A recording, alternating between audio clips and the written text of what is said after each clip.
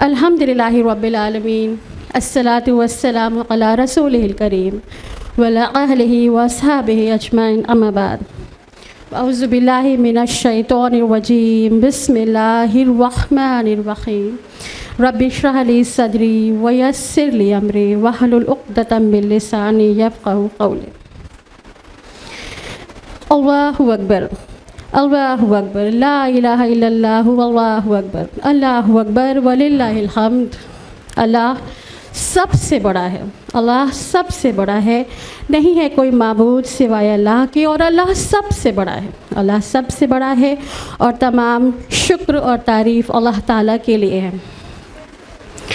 میری پیاری پیاری بہنوں، اسلامی کیلنڈر کے اس آخری مہینے یعنی کہ بڑی فضیلت والے ماہ ذوالحجہ کے ان بڑی فضیلت والے ایام یعنی کہ اس کے پہلے عشرے میں آرگنائزڈ ہمارے آج کے اس بڑے اسپیشل ایونٹ، اس اصلاحی مجلس میں میں آپ سب کا تہہ دل سے خیر مقدم کرتی ہوں۔ السلام علیکم ورحمۃ اللہ وبرکاتہ۔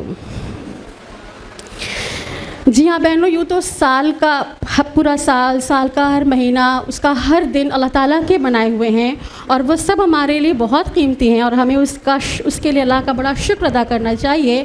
لیکن بعض ایام کو اللہ تعالیٰ نے خصوصی فضیلت عطا فرمائی ہے، اور انہوں میں سے ایک ہے ماہ ذوالحجہ، جو کہ 4 حرمت والے مہینوں میں سے ایک مہینہ ہے، جو کہ حج جیسی عظیم عبادت کا مہینہ ہے، اور جو کہ قربانی کا مہینہ ہے۔ ماہ رمضان کے بعد یہ ماہ ذوالحجہ بے انتہا بہت خاص اہمیت کا حامل ہے، اور خصوصاً اس کا پہلا عشرہ یعنی کہ اس کے پہلے 10 دن، اس کا پہلا عشرہ اللہ کی رحمتوں، برکتوں اور عنایتوں کا عشرہ ہے، اور اس 10 دنوں میں کیے گئے نیک اعمال اللہ تعالیٰ کو بہت محبوب ہیں۔ فرمایا رسول اللہ صلی اللہ علیہ وسلم نے کوئی دن اللہ کے یہاں ان 10 دنوں سے زیادہ عظمت والے نہیں، اور کوئی دن ایسا نہیں جس میں نیک عمل اللہ کے یہاں ان 10 دنوں سے زیادہ محبوب ہو۔ یعنی جو بھی نیک اعمال ہم ان 10 دنوں میں کرتے ہیں، 10 دن means the first 10 days of the month of ذوالحجہ، وہ اللہ تعالیٰ کو بہت ہی زیادہ محبوب ہیں۔ تو ضرورت ہے اس بات کی کہ ہم ان 10 دنوں میں کثرت سے نیک عمل کریں، اور ہر طرح کا خیر اپنی جھولی میں ڈالیں، کیونکہ ہو سکتا ہے کہ ہمارا لاسٹ موقع ہو، maybe it is a last chance, nobody knows کہ نیکسٹ ایئر یہ مہینہ اور یہ دن ہمیں نصیب ہوں گے بھی یا نہیں۔ تو it is the last opportunity may be for us، so we have to make the best use of that. ویسے تو ہمیں اس مہینے ان 10 دنوں میں اس مہینے میں ہر طرح کے نیک عمل کرنے ہیں، لیکن جو بہت 2 ہائی لائٹنگ فیچرز اس مہینے کے ہیں، جو اس مہینے کو بہت خاص بناتے ہیں، وہ ہے حج اور قربانی جیسی عبادت۔ تو اسی لیے ہم آج اس مجلس کو آپ کے سامنے لے کر حاضر ہوئے ہیں، جس کا عنوان ہی ہے حج و قربانی، قربت الہی کا ذریعہ۔ تو اس کے پہلے کہ میں اس ٹاپک پہ مزید آپ سے کچھ بولوں، میں چاہوں گی کہ ہمارے اس محفل کا آغاز باقاعدہ تلاوت قرآن پاک سے ہو، اور اس کے لیے میں دعوت دوں گی IRO کی ممبر اور تقویٰ اسلامک اسکول کی طالبہ رہ چکی اور ایٹ پریزنٹ IRO میں حفظ القرآن کلاس کی اسٹوڈنٹ سسٹر افشین پروین کو، کہ وہ آئیں اور ہمارے اس مسجد کا باقاعدہ آغاز کریں اور تلاوت قرآن سے اسے پر نور کریں۔ سسٹر افشین پروین۔ السلام علیکم ورحمۃ اللہ وبرکاتہ۔ اعوذ باللہ من الشیطان الرجیم، بسم اللہ الرحمن الرحیم، قل اننی ہدانی ربی الی صراط مستقیم دینا قیما ملت ابراہیم حنیفا وما کان من المشرکین، قل ان صلاتی ونسکی ومحیای ومماتی للہ رب رب العالمين لا شريك له وبذلك أمرت وأنا أول المسلمين صدق اللہ العظیم۔ ابھی جو قرأت آپ نے سماعت فرمائی وہ تھی سورہ انعام، سورہ نمبر 6، آیت نمبر 161 to 163، جس کا اردو ترجمہ ہے: پناہ مانگتی ہوں میں اللہ کی شیطان مردود سے، جو اللہ کے نام سے جو رحمان اور رحیم ہیں۔ اے محمد کہو میرے رب نے بالیقین مجھے سیدھا راستہ دکھا دیا ہے، بالکل ٹھیک دین جس میں کوئی کجی نہیں، ابراہیم کا طریقہ جسے یکسو ہو کر اس نے اختیار کیا تھا اور وہ مشرکون میں سے نہ تھا۔ کہو میری نماز، میری عبادت و قربانیاں، میرا جینا اور میرا مرنا، میرا سب کچھ اللہ رب العالمین کے لیے ہے، جس کا کوئی شریک نہیں، اسی کا مجھے حکم دیا گیا اور سب سے پہلے سر اطاعت جھکانے والا میں ہوں۔ وآخر دعوانا ان الحمد للہ رب العالمین، والسلام علیکم ورحمۃ اللہ وبرکاتہ۔ تو سسٹرز، جیسے کہ بات ہو رہی تھی کہ ماہ ذوالحجہ جو ہے یہ دو بہت عظیم عبادات، اس کی بہت ہائی لائٹنگ فیچرز ہیں، وہ ہے حج اور قربانی۔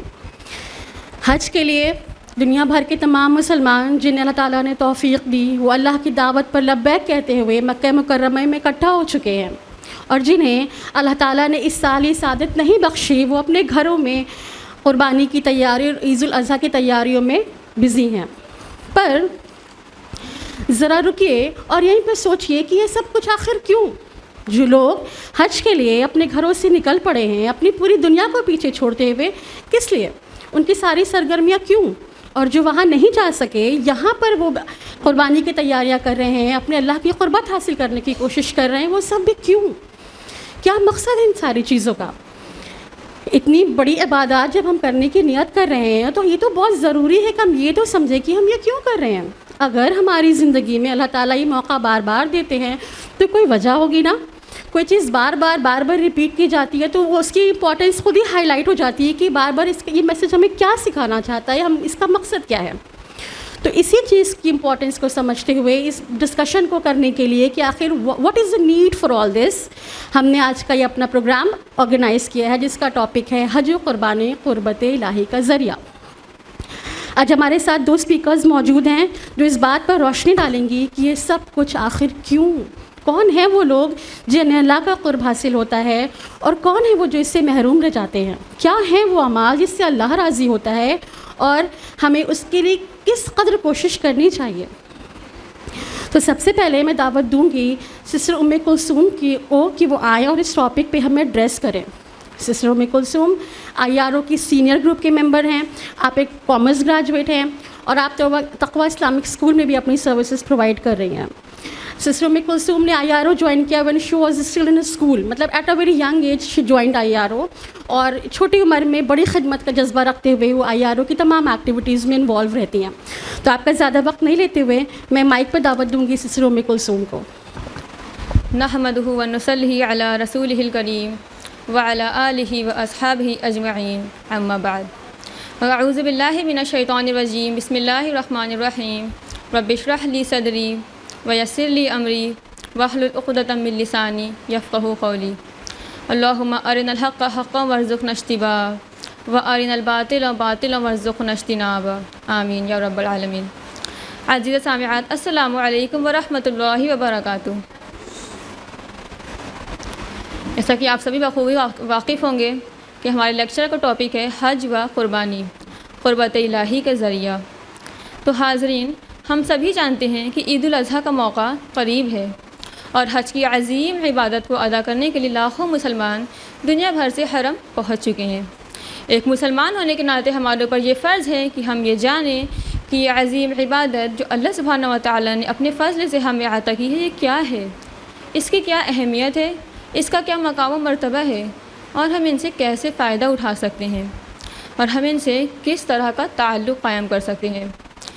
اسلام میں جتنی بھی عبادتیں ہیں، نماز، روزہ، حج، زکوٰۃ، ان سبھی عبادتوں میں سب سے بڑی، سب سے عظیم اور سب سے غیر معمولی عبادت ہے وہ حج کی عبادت ہے۔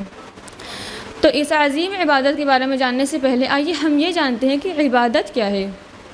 اللہ سبحانہ و تعالیٰ نے فرمایا سورہ زاریات سورہ نمبر 51 آیت نمبر 56 میں، وَمَا خَلَقْتُ الْجِنَّ وَالْإِنسَ إِلَّا لِيَعْبُدُونَ، یعنی میں نے جنوں اور انسانوں کو اس کے سوا کسی اور غرض کے لیے نہیں پیدا کیا کہ وہ میری عبادت کریں، وہ اللہ تعالیٰ کی بندگی کے احساس کے ساتھ دنیا میں جئیں۔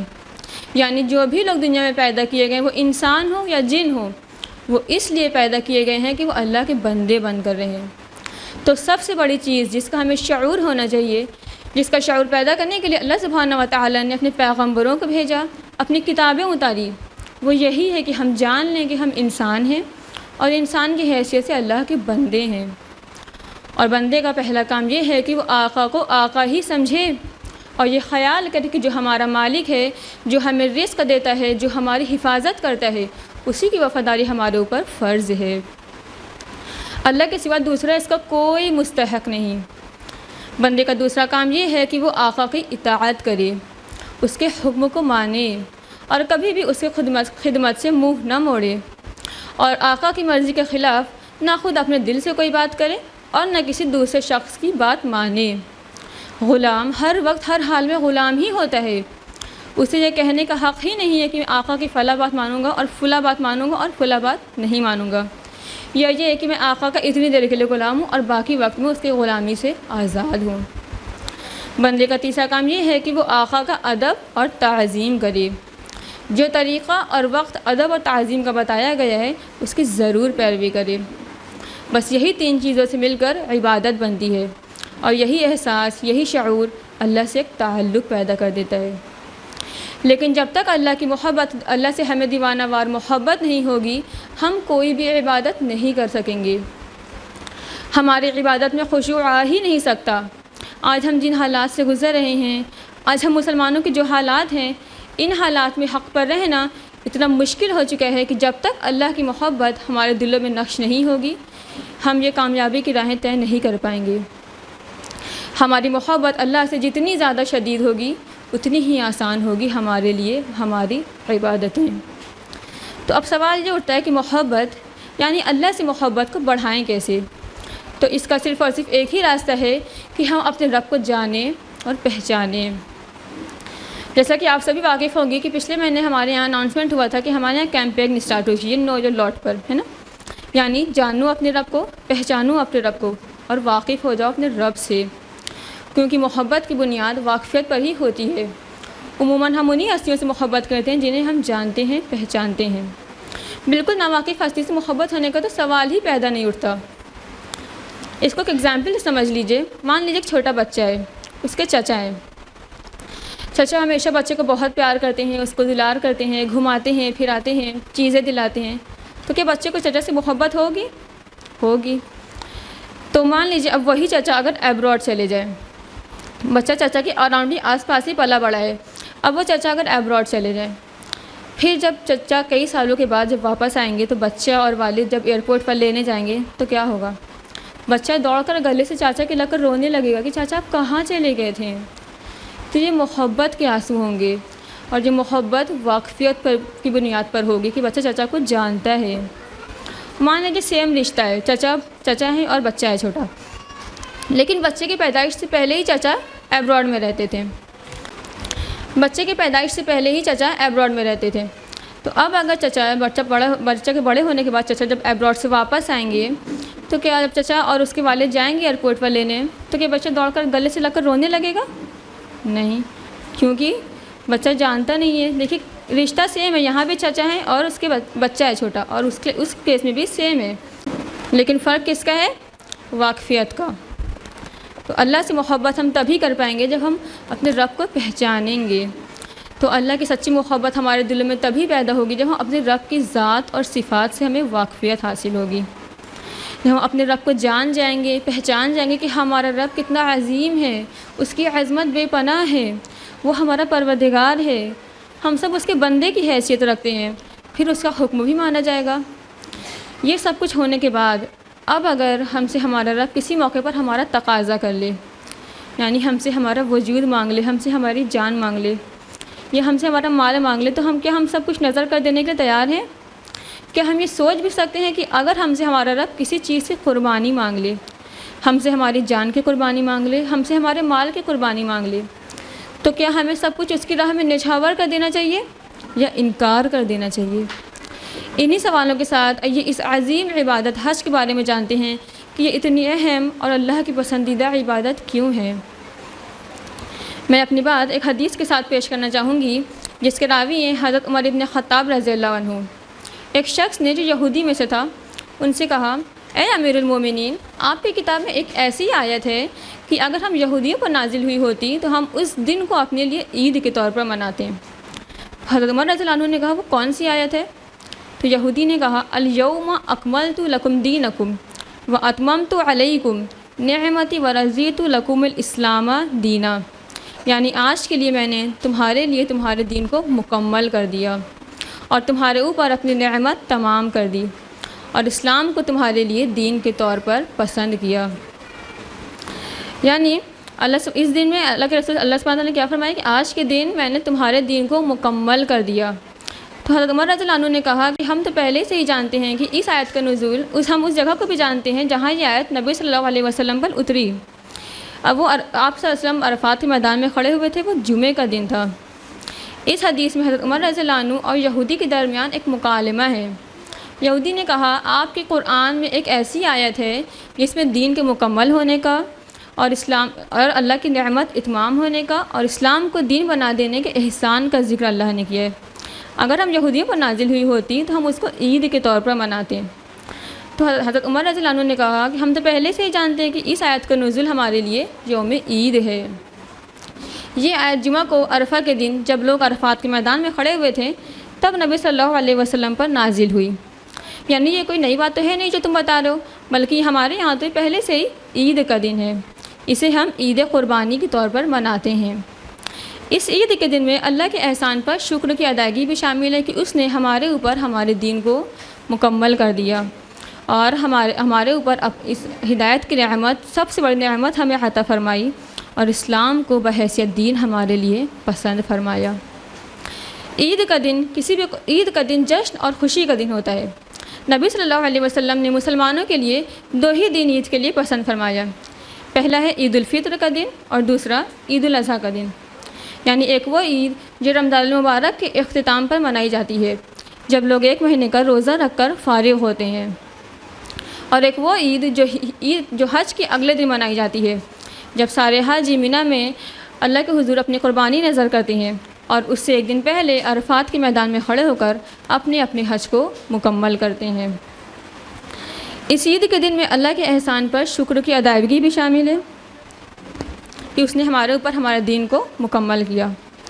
تہوار اور عید کا دن کسی بھی قوم کے لیے جشن اور خوشی کا دن اس لیے ہوتا ہے کہ وہ دن ان کی زندگی یا قوم کی تاریخ میں کوئی ایسا دن آیا ہوتا ہے جس کے ساتھ ان کی قوم کا، تاریخ کا یا اللہ کے احسانات کا رشتہ بندھا ہوتا ہے۔ اگر ہم عیسائیوں کی عید کے بارے میں بات کریں تو وہ لوگ کرسمس کو حضرت عیسیٰ علیہ السلام کی پیدائش کا دن سمجھ کر عید کے طور پر مناتے ہیں۔ یہودی اس دن عید مناتے ہیں جب اللہ سبحانہ تعالیٰ نے ان کو فرعون سے نجات دی۔ اس دن ان کی قومی زندگی میں وہ دن اللہ کی بشارت، اللہ کے انعامات اور اللہ کے احسانات کے لیے یادگار دن ہے۔ اسی دن اللہ سبحانہ تعالیٰ نے ان کو فرعون کے غلامی سے نجات دے کر فلسطین کی حکومت عطا فرمائی۔ اور اگر ہم دوسرے قوموں کو دیکھیں تو انہوں نے اپنی عید اور جشن کو سالوں اور تہواروں کے موسموں کے ساتھ باندھ رکھا ہے۔ جب سردی ختم ہو کر بہار کی پہلی کوپل پھوٹتی ہے تو کہیں نوروز کا جشن اور کہیں بسنت کا جشن منایا جاتا ہے۔ کہیں فصل کٹائی کے دن کو کہ اللہ نے ان پر بڑا احسان کیا ہے عید کے طور پر مناتے ہیں۔ اسی طرح سے دنیا کی قومیں طرح طرح کے جشن مناتی ہے۔ ہم نے بھی جس حدیث کا ذکر کیا ہے اگر ہم اس پر غور کریں تو اس حدیث میں ہدایت کے مکمل اللہ سبحانہ تعالیٰ کے احسان کا ذکر ہے کہ اس نے عید الاضحیٰ کا دن ہدایت کے مکمل ہونے کا جشن بھی ہے، اس میں اسوہ ابراہیمی کی پیروی بھی ہے، حج کے مناسک کی ادائیگی اور قربانی کے ساتھ ساتھ جو چیزیں مسلمانوں کے لیے خاص طور پر شامل ہے وہ یہ کہ اس عید سے 1 دن پہلے اللہ سبحانہ تعالیٰ نے اپنا یہ فرمان نازل فرمایا اور ہدایت کے مکمل ہونے کا اعلان فرمایا کہ اللہ کی سب سے بڑی نعمت اور زندگی بسر کرنے کا صحیح راستہ تم کو بتا دیا گیا ہے، جس سے دنیا میں تمہارے لیے فلاح، کامیابی اور ترقی تمہارے حصے میں آئے گی، اور آخرت میں اللہ کی خوشنودی اور اجر تمہارے حصے میں آئے گا۔ ہم اور آپ غور کریں تو دونوں عیدوں کا اللہ تعالیٰ کی نعمتوں سے کتنا گہرا تعلق ہے۔ رمضان کے سارے روزے تو انسان اس لیے رکھتا ہے کہ ہمارے اندر ہدایت کی توفیق پیدا ہو، ہمارے اندر تقویٰ کی کیفیت پیدا ہو، ہمیں اپنے اوپر اتنا ضبط اور ڈسپلن حاصل ہو کہ اللہ سبحانہ وتعالیٰ نے ہمیں جن چیزوں سے روکا ہے اس چیز سے رک جائیں۔ اللہ کی شریعت کی جو امانت ہمارے پاس آئی ہے اس پر عمل پیرا ہونے کے لیے جس انسان کی ضرورت پڑتی ہے، رمضان کے 30 دن کے روزے وہی کردار بناتا ہے۔ اور بقرعید کی تقریب اور جشن اس ہدایت کے بالکل ایک دوسرے پہلو کی طرف اشارہ کرتا ہے، اور وہ پہلو یہ ہے کہ ہدایت اس بات کا مطالبہ کرتی ہے کہ اس کے ماننے والے اپنی شخصیت پر مکمل تعمیر کے لیے، اپنے دین پر مکمل طور پر عمل پیرا ہونے کے لیے قربانی دینے کو تیار ہوں۔ جیسا کہ میرا ٹاپک حج و قربانی ہے، تو اب ہم بات کرتے ہیں حج کی۔ حج اسلام کے 5 بنیادی ارکان میں سے ایک رکن ہے جو صاحب حیثیت مسلمانوں پر فرض ہے، خاص مہینوں میں، خاص مقام پر، خاص لباس میں اور خاص طریقوں پر ادا کیا جاتا ہے۔ عربی زبان میں حج کا معنی زیارت کا ارادہ یعنی قصد کرنا ہے۔ چونکہ چاروں طرف سے لوگ کعبہ کا قصد کرتے ہیں، اس لیے اس کا نام حج ہے۔ حج جن مہینے میں رکھا گیا اس کی بہت بڑی فضیلت ہے۔ جس طرح سے اللہ سبحانہ وتعالیٰ نے ہفتے کے 7 دن میں جمعے کو، سال کے 12 مہینوں میں رمضان المبارک کو، اور پھر رمضان المبارک کے 3 اشرے میں آخری اشرے کو فضیلت بخشی ہے، اسی طرح سے ذوالحجہ کے پہلے 10 اشرے یعنی پہلے 10 دن کی بہت بڑی فضیلت قرآن و حدیث میں ملتی ہے، جس کو ہم بہت معمولی سمجھتے ہیں۔ حدیث بخاری کی اللہ کے رسول صلی اللہ علیہ وسلم نے فرمایا کہ ذوالحجہ کے ابتدائی 10 دنوں کے مقابلے میں دوسرے کوئی ایام ایسے نہیں جن میں نیک اعمال اللہ سبحانہ وتعالیٰ کو ان دنوں سے زیادہ محبوب ہوں۔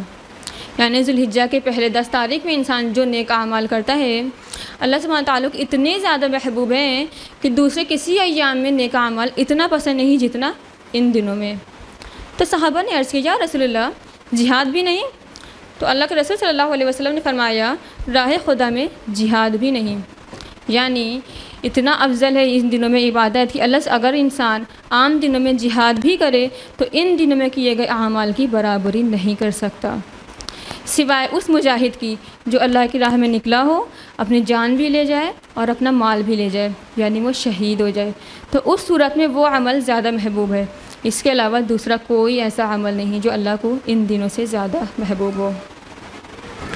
دراصل یہ عشرہ حج کا ہے اور ان ایام کا خاص الخاص عمل حج ہے، لیکن حج مکہ معظمہ میں جا کر ہی ادا ہو سکتا ہے، اس لیے یہ عمر میں ایک دفعہ وہ بھی اہل استطاعت مسلمانوں پر فرض ہے۔ اس کی خاص برکات وہی بندے حاصل کر سکتے ہیں جو وہاں حاضر ہو کر حج کریں، لیکن اللہ سبحانہ وتعالیٰ نے اپنی رحمت سے تمام اہل ایمان کو اس کا موقع دیا کہ جب حج کے ایام آئیں تو اپنی جگہ رہتے ہوئے بھی وہ حج اور حجاج سے ایک نسبت پیدا کر لیں، ان کے کچھ اعمال میں شریک ہو جائیں۔ عید الاضحیٰ کی قربانی کا خاص راز یہی ہے۔ حجاج 10 ذوالحجہ کو منی میں اللہ کے حضور قربانی پیش کرتے ہیں، اسی طرح سے دنیا بھر کے دوسرے مسلمان جو حج میں شریک نہیں ہو پاتے ان کو بھی حکم ہے کہ وہ اسی تاریخ کو اپنی جگہ رہتے ہوئے بھی اللہ کے حضور اپنی قربانیاں نظر کریں۔ اور جس طرح سے حاجی احرام باندھنے کے بعد اپنے بال اور ناخن نہیں تراشواتا، اسی طرح سے وہ مسلمان جو قربانی کرنے کا ارادہ رکھتے ہوں ان کو بھی حکم ہے کہ ذوالحجہ کا چاند نظر آنے کے بعد اپنے بال اور ناخن نہ تراشوائیں، اس طرح سے بھی حجاج سے ایک مناسبت اور مشابہت پیدا کریں۔ حج کے جو مناسک ہیں اگر ہم ان پر غور کریں تو ذرا سا یہ عبادت شروع سے لے کر آخر تک قربانی، حرکت، سفر، قیام اور وقوف کے اوپر مبنی ہے۔ اس بات کی علامت ہے کہ دین اس لیے آیا ہے کہ ایک طرف تو انسان کو اپنے اوپر کنٹرول اور ضبط نفس حاصل ہو کہ اپنے نفس کو اپنے قابو میں رکھ سکتا ہو، لیکن عید قربانی جو قربانی کی عید ہے وہ آدمی کو اس بات کے لیے تیار کرتی ہے کہ وہ اللہ کی راہ میں نکلے اس کی راہ میں اپنا مال بھی خرچ کرے اور اپنا وقت بھی خرچ کرے اور اللہ کی راہ میں سفر بھی کرے، اللہ کی راہ میں نکل کر اپنے محبت کا اظہار بھی کرے، اور اپنے کپڑے اتار کر 2 سفید چادریں پہن لے کہ اس بات کی علامت کہ وہ اللہ کی راہ میں نکلا ہے، تو اس نے وہ لباس پہنا ہوا ہے کہ جب اللہ کے گھر میں دوبارہ موت کے بعد حاضر ہونے کے لیے جو پہنے گا، اسی لباس کو پہنے ہوئے وہ دیوانہ وار اللہ کے دربار میں حاضر ہوتا ہے، اللہ کے دروازے پر کھڑا ہوتا ہے، اللہ کے آگے ہاتھ پھیلاتا ہے۔ حالانکہ اللہ اس گھر میں قیام نہیں کرتا کہ وہ اس طرح کا بیت اللہ نہیں ہے کہ اللہ وہیں رہتا ہے، بلکہ اللہ سبحانہ و تعالیٰ تو اپنے علم، اپنی سماعت و بصارت سے تو ہر جگہ موجود ہے، لیکن اللہ سبحانہ و تعالیٰ نے اس گھر کو اپنے نام سے موسوم کر لیا ہے، تو چونکہ اسے اللہ نے اپنے سے نسبت دے لیے، اس لیے آدمی اس کے چکر لگاتا رہتا ہے۔ اور وہ ایسا کیوں کرتا ہے؟ کیونکہ اسے اللہ سے محبت ہے، اور جب محبت ہو جائے تو محبوب کی ہر چیز سے محبت ہو جاتی ہے۔ حجر اسود جس کو لوگ چومتے ہیں، حضرت عمر رضی اللہ عنہ سے کسی شخص نے پوچھا کہ آپ اس کو کیوں چومتے ہیں؟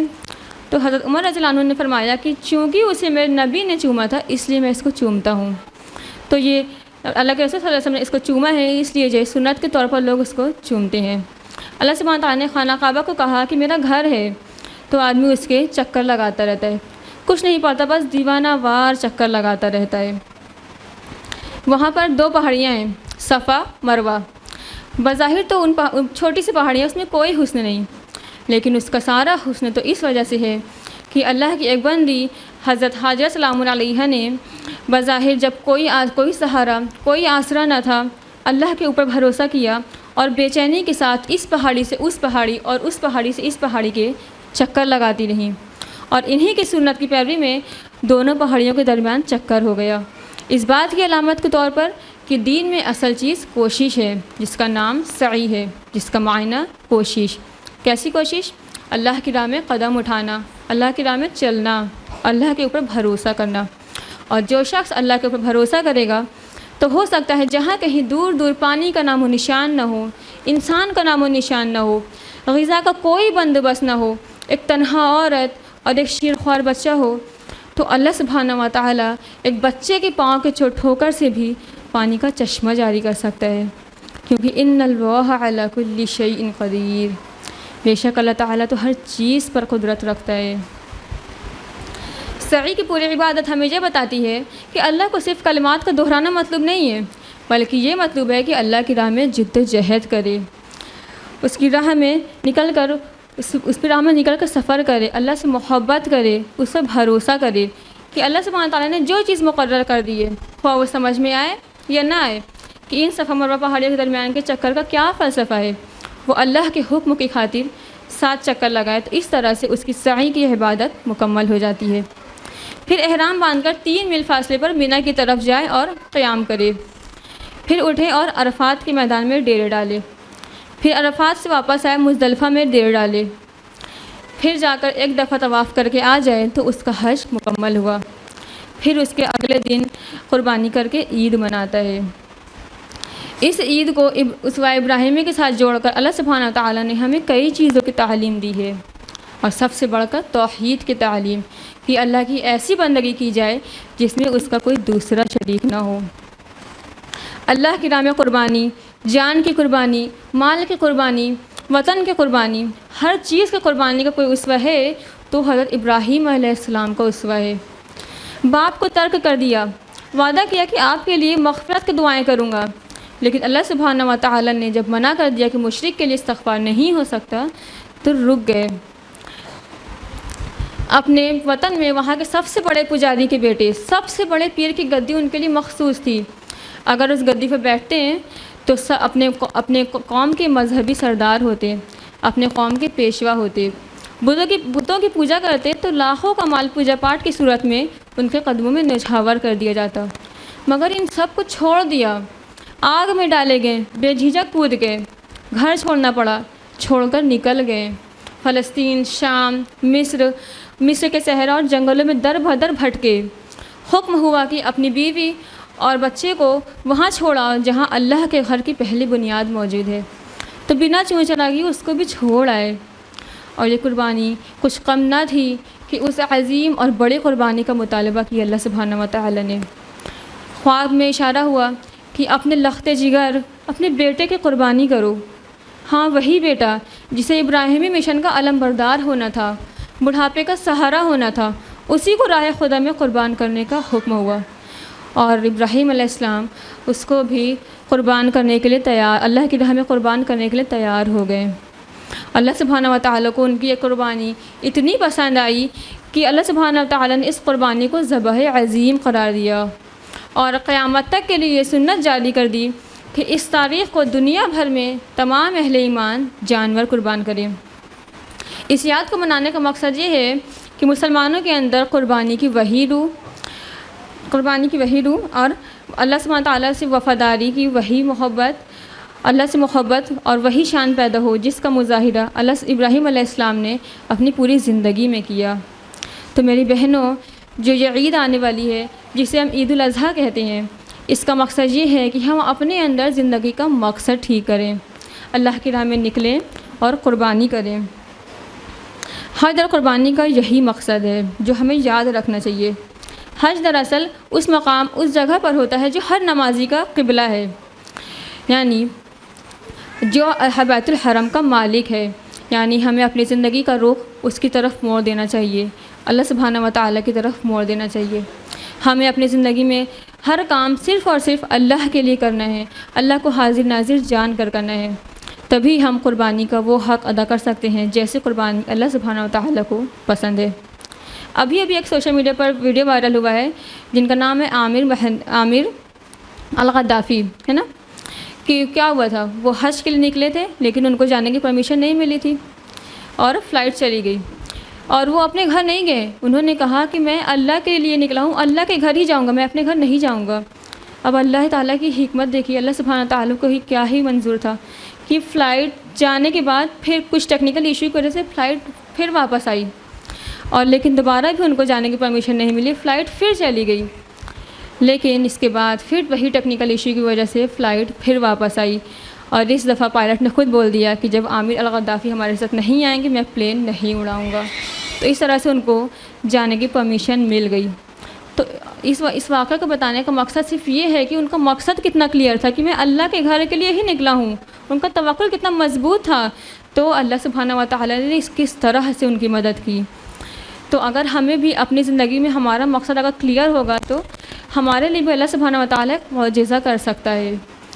تو ہمارا مقصد کلیئر ہونا چاہیے۔ اگر ہمارا مقصد، بہت سارے مقصد ہوں گے، بہت سارے قبلے ہوں گے، بہت سارے محبوب ہوں گے، تو ہم وہ قربانی کا حق ادا نہیں کر سکتے، اور جس کے بغیر دین مکمل نہیں ہو سکتا۔ تو آپ نے دیکھا کہ حج ہو، قربانی ہو یا عید الاضحیٰ منانا ہو، یہ سب ایک اللہ سبحانہ تعالیٰ سے محبت کا اظہار ہے۔ نماز و روزہ و قربانی و حج یہ سب باقی ہے، تو باقی نہیں۔ یعنی میرے کہنے کا مطلب ہے کہ نماز و روزہ و قربانی و حج یہ سب باقی ہے، روح باقی نہیں۔ ہم سب کی روح نکل گئی ہے، جس کی وجہ سے ہم یہ سمجھ ہی نہیں پاتے کہ یہ سب چیزیں ہیں ہی کیوں اور ہم کر ہی کیوں رہے ہیں۔ تو مقصد پر واپس لوٹیں، ہمیں جو کرنا ہے اللہ کے لیے کرنا ہے، اللہ کی خاطر کریں گے، اللہ کو حاضر ناظر جان کر کریں گے تو اللہ سبحانہ و تعالیٰ خود بخود آسان کر دیں گے۔ جب ہمارا مقصد کلیئر ہوگا تو آٹومیٹکلی ہم اللہ سبحانہ و تعالیٰ سے ایک بہترین رشتہ قائم کر پائیں گے۔ میں اپنے گفتگو کا اختتام ایک حدیث کے ساتھ کرنا چاہوں گی، جلد نمبر 2 کتاب الحج، حدیث نمبر 1521۔ رسول اللہ صلی اللہ علیہ وسلم نے فرمایا، جس شخص نے اللہ کے لیے حج کیا اور اس میں کوئی فحش اور کوئی گناہ نہ ہوا تو وہ اس طرح پلٹا جیسے اس کی ماں نے اسے ابھی جنا ہو۔ وآخر دعوانا ان الحمد للہ رب العالمین، جزاکم اللہ خیرا، والسلام علیکم ورحمۃ اللہ وبرکاتہ۔ جزاک اللہ خیرہ سسٹر ام کلثوم، اللہ تعالیٰ آپ کو جزائے خیر عطا فرمائے۔ آپ نے بے حد مؤثر انداز میں ہمیں بتایا کہ قربانی کا اصل مطلب ہے کیا، اس کا اصل مقصد ہے کیا۔ آپ نے ہمارے سامنے ابراہیم علیہ السلام کا کردار پیش کیا، ہمیں یاد دہانی کرائی کہ ایکچولی ہم قربانی کا مقصد کیا ہونا چاہیے۔ جو بھی آزمائش انسان پر آ سکتی ہے اس کا جو کلائمیکس ہو سکتا ہے، سب سے مشکل آزمائش ہو سکتی ہے وہ ابراہیم علیہ السلام نے فیس کی، اور ہر بار انہوں نے آزمائش کو فلائنگ کلرز کے ساتھ پاس کیا، اور تب اللہ تعالیٰ نے انہیں اپنا دوست کہا۔ ہمیں یہ ریمائنڈ کیا آپ نے اس بہترین موقع پر، جب کہ ہم اللہ کی راہ میں قربانی کرنے کو تیار ہیں، کہ کس کردار اور کس ایمان کے حامل تھے ابراہیم علیہ السلام۔ رسماً اور روایتی طریقے سے جو ہم قربانی کرتے ہیں، واقعی جس میں روح باقی نہیں رہی، تو اس بار ہمیں بہت اویئر ہو کر یہ کام کرنا ہے کہ ہم کیا کر رہے ہیں، کیوں کر رہے ہیں، اور کس کے لیے کر رہے ہیں، اور اس سے ہمیں کیا حاصل ہونا ہے۔ رسول اللہ صلی اللہ علیہ وسلم نے فرمایا، جیسے کہ بات چل رہی تھی ماہ ذوالحجہ کی، کہ ان ایام میں یعنی کہ ذوالحجہ کے پہلے عشرے میں تکبیر، تحلیل اور تحمید کثرت سے کیا کرو، یعنی اللہ کا ذکر کثرت سے کیا کرو، اللہ اکبر، لا الہ الا اللہ اور الحمدللہ کہا کرو۔ تو ایسا کیوں ہوا ہوگا کہ جو یہ مہینہ حج کا مہینہ ہے، جو یہ مہینہ قربانی کا مہینہ ہے، جو یہ مہینہ ہمیں ابراہیم علیہ السلام کی عظیم و شان قربانی کی یاد دلاتا ہے، اس میں یہ کیوں کہا کیا کہ اللہ کو کثرت سے یاد کیا کرو؟ کیونکہ اللہ سے اٹیچ ہونے کے لیے، اللہ سے تعلق مضبوط کرنے کے لیے، اللہ سے قربت حاصل کرنے کے لیے، کہ جب ہم کہیں اللہ اکبر تو وی شوڈ مین اٹ، جب ہم کہیں الحمدللہ تو we should mean it, we should have that essence, نہ کہ زبانی کہنا، ایک ہاتھ میں تسبیح لے کر ہم پڑھتے جا رہے ہیں، دوسرے ہاتھ سے شاید موبائل اسکرول کر رہے ہیں، اسٹیٹس بھی چیک کرتے جا رہے ہیں، ریلز بھی دیکھتے جا رہے ہیں، دوسرے لوگوں کو کچھ اور کام کے اشارے بھی کیے جا رہے ہیں۔ یہ تو مقصد ہو ہی نہیں سکتا نا۔ اگر اللہ تعالیٰ نے ہمیں اس آزمائش میں نہیں مبتلا کیا جس میں ابراہیم علیہ السلام کو مبتلا کیا، تو جس حال میں ہم ہیں اس حال میں اللہ کا شکر ادا کرتے ہوئے اپنے اللہ سے ہمیں وہ قربت، وہ مضبوطی، وہ تعلق، وہ کنیکشن بنانا ہے۔ اسی تھیم کو نظر میں رکھتے ہوئے، یا اس ضرورت کی کتنا ضروری ہے اللہ سے کنیکشن مضبوط کرنا، اس کے لیے IERO یعنی کہ Islamic education and research organisation پورا ایک کیمپین لانچ کر چکا ہے، نو یور لارڈ، یعنی اپنے رب کو جانو، اپنے رب کو پہچانو، جس نے دنیا میں بھیجا، جس کے پاس پلٹ جانا ہے، اس کو تو جانو، اس کو تو سمجھو کہ وہ ہے کون۔ اگر میں آپ سے پوچھوں کہ ہمارا رب کون ہے تو آپ کا کیا جواب ہوگا؟ کون ہے ہمارا رب؟ زور سے بولیے، اس میں کوئی شک ہے کیا؟ اللہ ہمارا رب ہے، بے شک۔ اب اگر اس سوال کو میں آگے بڑھاؤں گی، اللہ کون ہے، رب کا کیا مطلب ہوتا ہے، اس کا کیا حق ہے ہمارے اوپر، تو پھر بات تھوڑی مشکل ہوتی چلی جاتی ہے۔ تو اسی مشکل کو سلجھانے کے لیے IERO نے یہ پورا کیمپین لانچ کیا ہے، اور اسی کے متعلق کچھ اہم اناؤنسمنٹس کے لیے میں اسٹیج پہ دعوت دوں گی محترمہ اسما شمس صاحبہ کو۔ وہ آئیں گی اور آپ کو اس کیمپین کے متعلق مزید کچھ انفارمیشن دیں گی۔ السلام علیکم ورحمۃ اللہ وبرکاتہ۔ کیمپین کے متعلق تو آپ کو لگاتار پتہ چلتا ہی جا رہا ہے، نو یور لارڈ کیمپین ہم لوگوں نے سٹارٹ کیا ہے، اور فار ایئر لانگ، ایک سال کے لیے ایٹ لیسٹ ہم لوگ اس پہ ورک کرتے رہیں گے۔ تو ابھی تو میرے پاس my beloved girls and lovely ladies کے لیے ایک بہت بڑی خوشخبری ہے، وہ یہ کہ جیسے کہ آپ کو پتہ ہے کہ IERO کی جانب سے ہم سمر ویکیشنز میں کوئی نہ کوئی کورس ضرور لانچ کرتے ہیں، اور یوزولی تجوید کلاسز لانچ کرتے ہیں۔ تجوید کلاسز ابھی سمر سے جسٹ بعد میں انشاءاللہ جولائی میں کریں گے، لیکن ابھی سمرز میں ہم آپ کے لیے سمر کیمپ لے کر آئے ہیں، اور یہ سمر کیمپ کی تھیم بھی وہی ہے، نو یور لارڈ۔ تو اس میں انشاءاللہ اللہ سبحانہ تعالیٰ کی معرفت اور رسول اللہ صلی اللہ علیہ وسلم کی سیرت کو بہتر طریقے سے جانیں گے۔ اس کے کچھ اور اٹریکشنز بھی ہوں گے، جیسے تائیکوانڈو اور ہیلتھ اینڈ ہائیجین کے اوپر لیکچرز، تو وہ بھی چیزیں ہوں گی۔ منیمم ایج ہے اس کورس کو جوائن کرنے کے لیے 13 ایئرس، اور میکزیمم ہے 38۔ تو جو 13 to 38 کے بیچ ہیں وہ یہ کورس جوائن کر سکتے ہیں، اور فلائر انشاءاللہ بہت جلد آپ کو مل جائے گا، اور مارننگ میں 8 o'clock to 10 o'clock رہے گا۔ 12 جون سے 21 جون 9 days کا رہے گا، سنڈے آف رہے گا۔ 12 جون سے 21 جون 9 دن کے کورس رہے گا، بعد میں ایگزام بھی ہوگا انشاءاللہ، ڈریے گا نہیں ایگزام سے۔ اور تو آپ میں سے جو بھی اس ایج گروپ میں آ رہا ہے 13 to 38، اچھا خاصا अच्छा खासा बड़ा एज ग्रुप उसमें आ सकता है, तो आप वो कोर्स कर सकते हैं इंशाल्लाह। सिर्फ 9 दिन की बात है और 10 दिन के बाद आप उससे फारिग हो जाएंगे। फॉर्म्स अभी भी डोनेशन काउंटर पे अवेलेबल हैं, आप आज भी जाने से पहले फॉर्म लेना चाहें तो ले सकती हैं। तो ये था कोर्स नंबर 1 जो कि है summer camp 9 days for lovely ladies and for dear girls. उसके अलावा जुलाई में इंशाअल्लाह हम लोग तजवीज़ क्लासेस ऑनलाइन स्टार्ट करेंगे। उसके लिए एज नो बार है, आप किस भी एज की हैं खातून आप ज्वाइन कर सकती हैं, यहाँ तक कि 13 से कम के बच्चे भी ज्वाइन कर सकते हैं।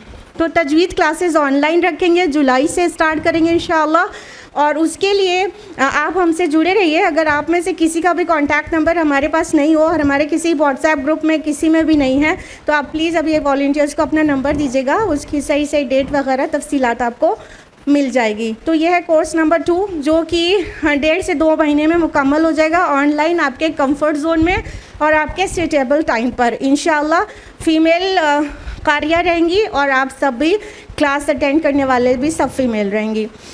उसके अलावा 3rd कोर्स इंशाअल्लाह हम लोग लॉन्च करेंगे तरबियतुल बनात क्लासेस, वो भी जुलाई में ही करेंगे। तरबियतुल बनात क्लासेस के मुतालिक आप बहुत तफसील से जानती हैं, यहाँ पर जो भी स्टेज पे प्रेजेंटर्स आती हैं IRO के स्पीकर सब उस कोर्स से गुजर कर आती हैं। तो आप में से जो भी गर्ल्स उसके भी कुछ एलिजिबिलिटी क्राइटेरिया रहेंगे, वो जब लॉन्च होगा तो आपको बता दिया जाएगा। तो जो गर्ल्स उसको ज्वाइन करना चाहेंगी वो ज्वाइन कर सकती हैं।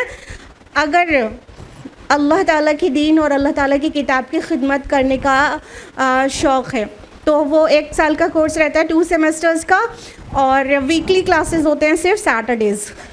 तो उसकी भी मज़ीद तफसीलात आपको मिल जाएगी। हालांकि इस कोर्स के बारे में आप बहुत अच्छी तरह जानती हैं, तकरीबन हर साल इसको लॉन्च करते हैं और हमारे कुछ ना कुछ गर्ल्स इससे फारिग होकर माशाल्लाह आपके सामने आते रहते हैं, लेक्चर्स करते हैं, दर्स कुरान करते हैं, दर्स हदीस करते हैं अल्हम्दुलिल्लाह।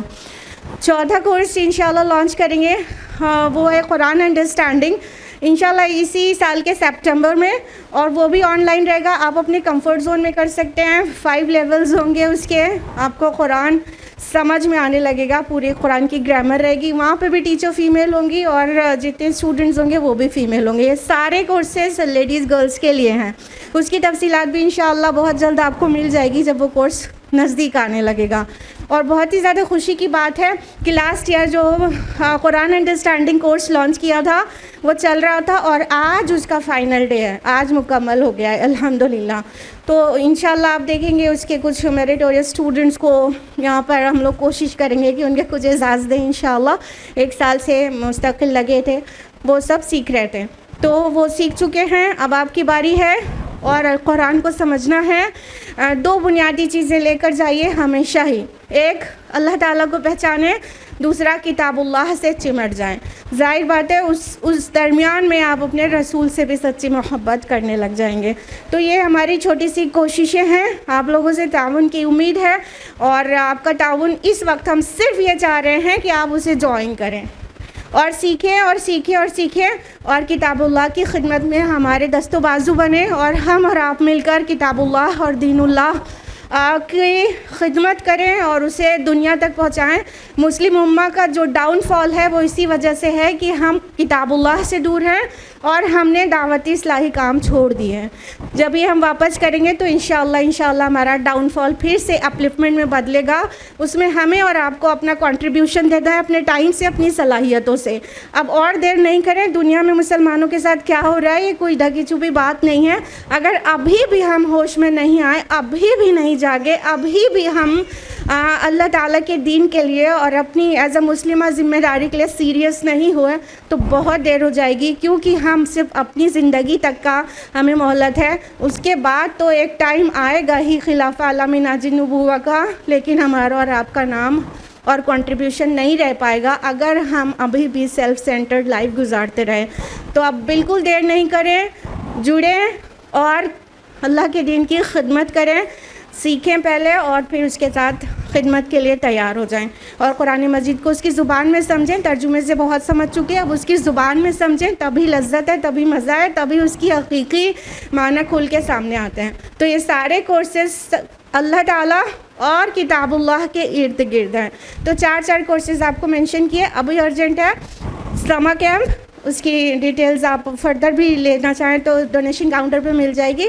तो हम उम्मीद करते हैं कि अजीम कामयाबी के साथ इस कोर्स को हम लोग मुकम्मल करेंगे इंशाअल्लाह, और मकसद के साथ कि अल्लाह ताला को हम और आप पहचान जाएं, उसकी मारिफत हासिल हो जाए और हम अल्लाह ताला की अच्छी बंदियां बन जाएं इससे पहले कि हमारी उससे मुलाकात हो। जज़ाकुमुल्लाहु खैरा, वस्सलामु अलैकुम वरहमतुल्लाहि वबरकातुहू। जज़ाकल्लाहु खैरन कसीरा मैम। अब आइए अपने प्रोग्राम को आगे बढ़ाते हैं और बढ़ते हैं हमारी आज की दूसरी स्पीकर की तरफ, जो भी हमें एड्रेस करेंगे ऑन द टॉपिक हज व क़ुरबानी क़ुर्बत इलाही का ज़रिया। हमारी आज की जो सेकंड स्पीकर है उनसे आप सब बहुत अच्छी तरह वाकिफ़ हैं। हमारी सेकंड स्पीकर हैं sister Faria bint हकीमुल्लाह। Sister Faria madam अस्मा शम्स की one of the very first students हैं और वन ऑफ़ द वेरी बिलीवर्ड भी, और वो IRO में 16+ ईयर्स से अपनी खिदमत अंजाम दे रही हैं। आप अपनी पर्सनल लाइफ की रिस्पॉन्सिबिलिटीज़ के साथ साथ अपने ज़्यादातर टाइम बहुत सारी एक्टिविटीज़ में बहुत एक्टिवली इंगेज हैं। जैसे वो ऑनलाइन कई प्रोग्राम्स कंडक्ट करा रही हैं बहुत सक्सेसफुली, ऑनलाइन तजवीद क्लास है, कुरानिक ग्रुप डिस्कशन वगैरह। तो अब आपको not to keep you waiting any more और आप सब बहुत बेसब्री से उन्हें सुनना चाहेंगे, तो I would like to call upon stage sister Faria bint हकीमुल्लाह। अल्हम्दुलिल्लाहि रब्बिल आलमीन वस्सलातु वस्सलामु अला अशरफिल अंबिया'i वल मुरसलीन नबीना मुहम्मद व अला आलिहि व अस्हाबिहि अजमाइन। अऊज़ु बिल्लाहि मिनश शैतानिर रजीम, बिस्मिल्लाहिर रहमानिर रहीम। इन्नी वज्जहतु वजहिया लिल्लज़ी फ़तरस समावाति वल अर्द हनीफ़ा वमा अना मिनल मुशरिकीन। बिस्मिल्लाहिर्रहमानिर्रहीम। रब्बि इश्रह ली सदरी वयस्सिर ली अमरी वहलुल उक़दतम मिन लिसानी यफ़क़हू क़ौली। मुअज़्ज़ज़ ख़वातीन, अस्सलामु अलैकुम व रहमतुल्लाहि व बरकातुहू। जैसा कि आप सबको मालूम हो चुका है कि आज के हमारे प्रोग्राम का मौजू है हज और क़ुरबानी क़ुर्बत इलाही का ज़रिया, और इसमें मेरी गुफ्तगू मबनी होगी इंशाअल्लाह क़ुरबानी की हकीकत पर। सबसे पहले हम ये जानते हैं कि अल्लाह ताला ने इंसान के लिए जो मंसूबा तैयार किया है उसके मुताबिक इंसान को अपनी पूरी ज़िंदगी का एक बहुत ही कलील हिस्सा, बहुत ही छोटा हिस्सा इस दुनिया में गुजारना है और ना ख़त्म होने वाला हिस्सा आखिरत में गुजारना है। ना ख़त्म होने वाला हिस्सा आखिरत में गुजारना है, और यही कलील हिस्सा, छोटा सा हिस्सा इंसान के लिए इम्तिहान गाह है, उसके लिए एक एग्ज़ामिनेशन हॉल है। लेकिन बदकिस्मती से हम इस एग्ज़ामिनेशन हॉल को, यानी अपनी इस दुनिया को सब कुछ समझकर इसे बेहतर से बेहतर बनाने में लगे रहते हैं और ना ख़त्म होने वाली आखिरत को भूल जाते हैं। हालांकि एग्ज़ामिनेशन हॉल तो एक सीरियस मकाम होता है ना, एक संजीदगी वाली जगह होती है जहाँ पर वक्त ज़ाय करने की कोई गुंजाइश नहीं होती और खेल कूद का तो सवाल ही नहीं पैदा होता। तो एग्ज़ामिनेशन हॉल बहुत ही सीरियस जगह होती है, मुश्किल जगह होती है, और इंसान के लिए ये दुनिया भी मुश्किल है। अल्लाह ताला फरमाते हैं सूरतुल बलद, सूरह नंबर 90 आयत नंबर 4 में, लक़द ख़लक़नल इंसान फ़ी कबद, और हमने इंसान को मुश्किल में पैदा किया है। हम मुश्किल में पैदा किए गए हैं। मतलब मेरा कहने का है कि आपका और हमारा मुशाहिदा है कि इस दुनिया में आपको कुछ भी हासिल करना हो, कुछ भी अचीव करना हो, मेहनत करनी पड़ती है, ऐसे ही मिल जाता है, कोशिश करनी पड़ती है, कुछ ना कुछ अपना एफ़र्ट देना पड़ता है। तो ये दुनिया वो जगह है जहाँ पर आप कुछ भी हासिल करें, बहुत ही मेहनत और बड़ी ही क़ुरबानियाँ उसमें शामिल होती हैं। इसको इसे समझिए कि एक छोटा मासूम बच्चा जो अभी माँ के पेट में ही है, उसे भी इस दुनिया में आने के लिए बड़ी ही मुश्किल और बड़ा ही मशक्क़त भरा सफ़र करना पड़ता है। और माँ बाप के लिए कितनी क़ुरबानियाँ इसमें शामिल होती हैं हम और आप अच्छी तरह जानते हैं। कितनी ही माँओं की रातें क़ुरबान होती हैं अपने बच्चे के लिए, दिन का सुकून क़ुरबान होता है। और सिर्फ बचपन में ही नहीं, जैसे जैसे बच्चे आपके बड़े होते जाते हैं वैसे वैसे क़ुरबानियों का लेवल बढ़ता चला जाता है। इसी तरह बाप की क़ुरबानी कितनी शामिल होती है, वो अपनी फैमिली को फीड कराने के लिए कितनी मेहनत करता है। उसका भी तो दिल चाहता होगा कि छुट्टी ले ले, घर बैठे आराम करे, लेकिन वो मेहनत करता है, वो घर से निकलता है, गर्मी है, ठंड है, کس طرح کے بھی حالات ہیں، اسے اپنی فیملی چلانا ہے نا تو نکلنا ہی پڑے گا. اس کی کتنی قربانیاں اس میں شامل ہوتی ہیں. اور آپ دیکھیے کہ ہمارے یہاں تو ایک بچہ بھی اسکول سے لے کر یونیورسٹی تک کے سفر میں بہت ساری قربانیاں دینا سیکھ جاتا ہے. بنا قربانی کے کچھ حاصل نہیں ہوتا. جو اسٹوڈنٹس کمپٹیٹیو ایگزام کی تیاری کرتے ہیں، آپ دیکھیے قربانی دیتے ہیں کہ نہیں دیتے. کتنی ہی راتوں کی نیند قربان کرتے ہیں، اپنا انٹرٹینمنٹ قربان کرتے ہیں، گھومنا پھرنا قربان کرتے ہیں. جو بچے گھر سے باہر پڑھ رہے ہوتے ہیں اپنے گھر کا کمفرٹ قربان کرتے ہیں، کھانا پینا قربان کرتے ہیں، تب جا کر کہیں ایک بہترین کریئر بن پاتا ہے. تو قربانیوں کے بنا تو کچھ نہیں حاصل ہوتا. اور اگر صرف ہم اور آپ جیسی خواتین کی بات کر لیں تو خواتین کی زندگیوں میں کتنی قربانیاں ہوتی ہیں. اپنا گھر چھوڑ کر کسی اور کے گھر جانا، اپنی فیملی، اپنا جہاں بچپن گزارا ہے، اپنے بھائی بہن سب کو چھوڑ کر کہیں اور جانا قربانی تو ہوتی ہے. پھر اس گھر کو بنانا، شوہر سے وفاداری نبھانا، یہ سب کچھ قربانی مانگتا ہے.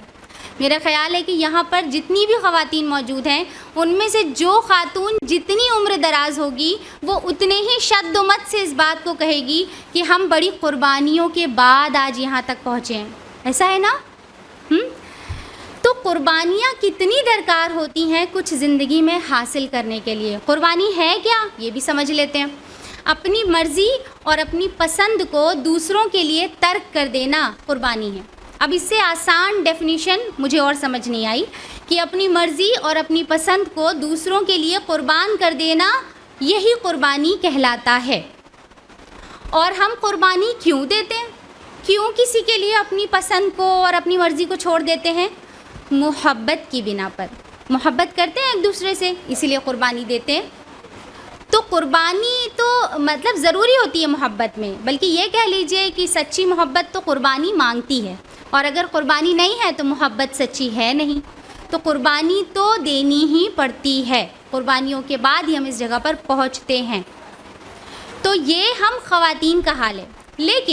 لیکن کبھی ہم نے یہ سوچا ہے کہ اتنی قربانیاں دیتے دیتے فائنلی ہمیں حاصل کیا ہوتا ہے؟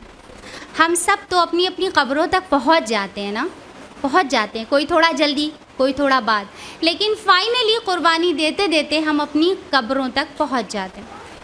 اچھا، میرے ذہن میں یہ خیال آتا ہے کہ جو ایسا مریض ہوتا ہوگا جو اپنے بستر مرگ پر ہوتا ہے، یعنی اپنی ڈیتھ بیڈ پر ہوتا ہے اور اپنی آخری سانسیں لے رہا ہوتا ہے، اس کے ذہن میں یہ سوال ضرور آتا ہوگا کہ میں نے اتنی قربانیاں دی ان لوگوں کے لیے، اس کا مجھے حاصل کیا ہوا؟ سوچتا ہوگا. اور شاید اللہ جانے کہ کیا ہم بھی یہ بات سوچیں گے. تو اس کا جواب اللہ تعالیٰ دیتے ہیں سورہ شورى سورہ نمبر 42 آیت نمبر 36 میں، فَمَا أُوتِيتُم مِّن شَيْءٍ فَمَتَاعُ الْحَيَاةِ الدُّنْيَا وَمَا عِندَ اللَّهِ خَيْرٌ وَأَبْقَىٰ لِلَّذِينَ آمَنُوا وَعَلَىٰ رَبِّهِمْ يَتَوَكَّلُونَ. اللہ تعالیٰ کہتے ہیں کہ تم کو جو کچھ بھی دیا گیا ہے، جو کچھ بھی تمہیں عطا کیا گیا ہے، وہ دنیا کی چند روزہ زندگی کا سر و سامان ہے، اور اللہ کے پاس جو ہے وہ بہتر بھی ہے اور پائیدار بھی ہے ان کے لیے جو ایمان لائے اور اپنے رب پر توکل کرے. یعنی دنیا کی زندگی میں جو کچھ بھی ہمیں ملا ہے، ہمارا گھر ہو گیا، کام کاروبار ہو گیا، ہماری کوئی جاب ہو گئی، ہمارے بچے ہو گئے، رشتہ دار تعلق ہو گئے، یہ سب کچھ ہمیں دنیا کی زندگی گزارنے کے لیے، تاکہ ایک اچھی لائف ہم یہاں پہ گزاریں، اس لیے یہ ہمیں ملا ہے. مگر یہ سب کچھ ٹیمپریری ہے، ختم ہو جانے والا ہے. جو کچھ بھی ہمیں یہاں عطا کیا گیا ہے، دیکھیے انسان کے سروائیو کرنے کے لیے کسی جاب کی، کسی کام کاروبار کی تو ضرورت ہوتی ہی ہے، تو اللہ کی طرف سے عطا کردہ ہے ہم کو. اسی طرح سے انسان کی جو سائیکالوجی ہے نا، وہ تنہا نہیں رہ سکتا، اسے رشتوں کی ضرورت پڑتی ہے، تو اس کے ساتھ رشتے بہت سارے جڑے ہوئے ہیں.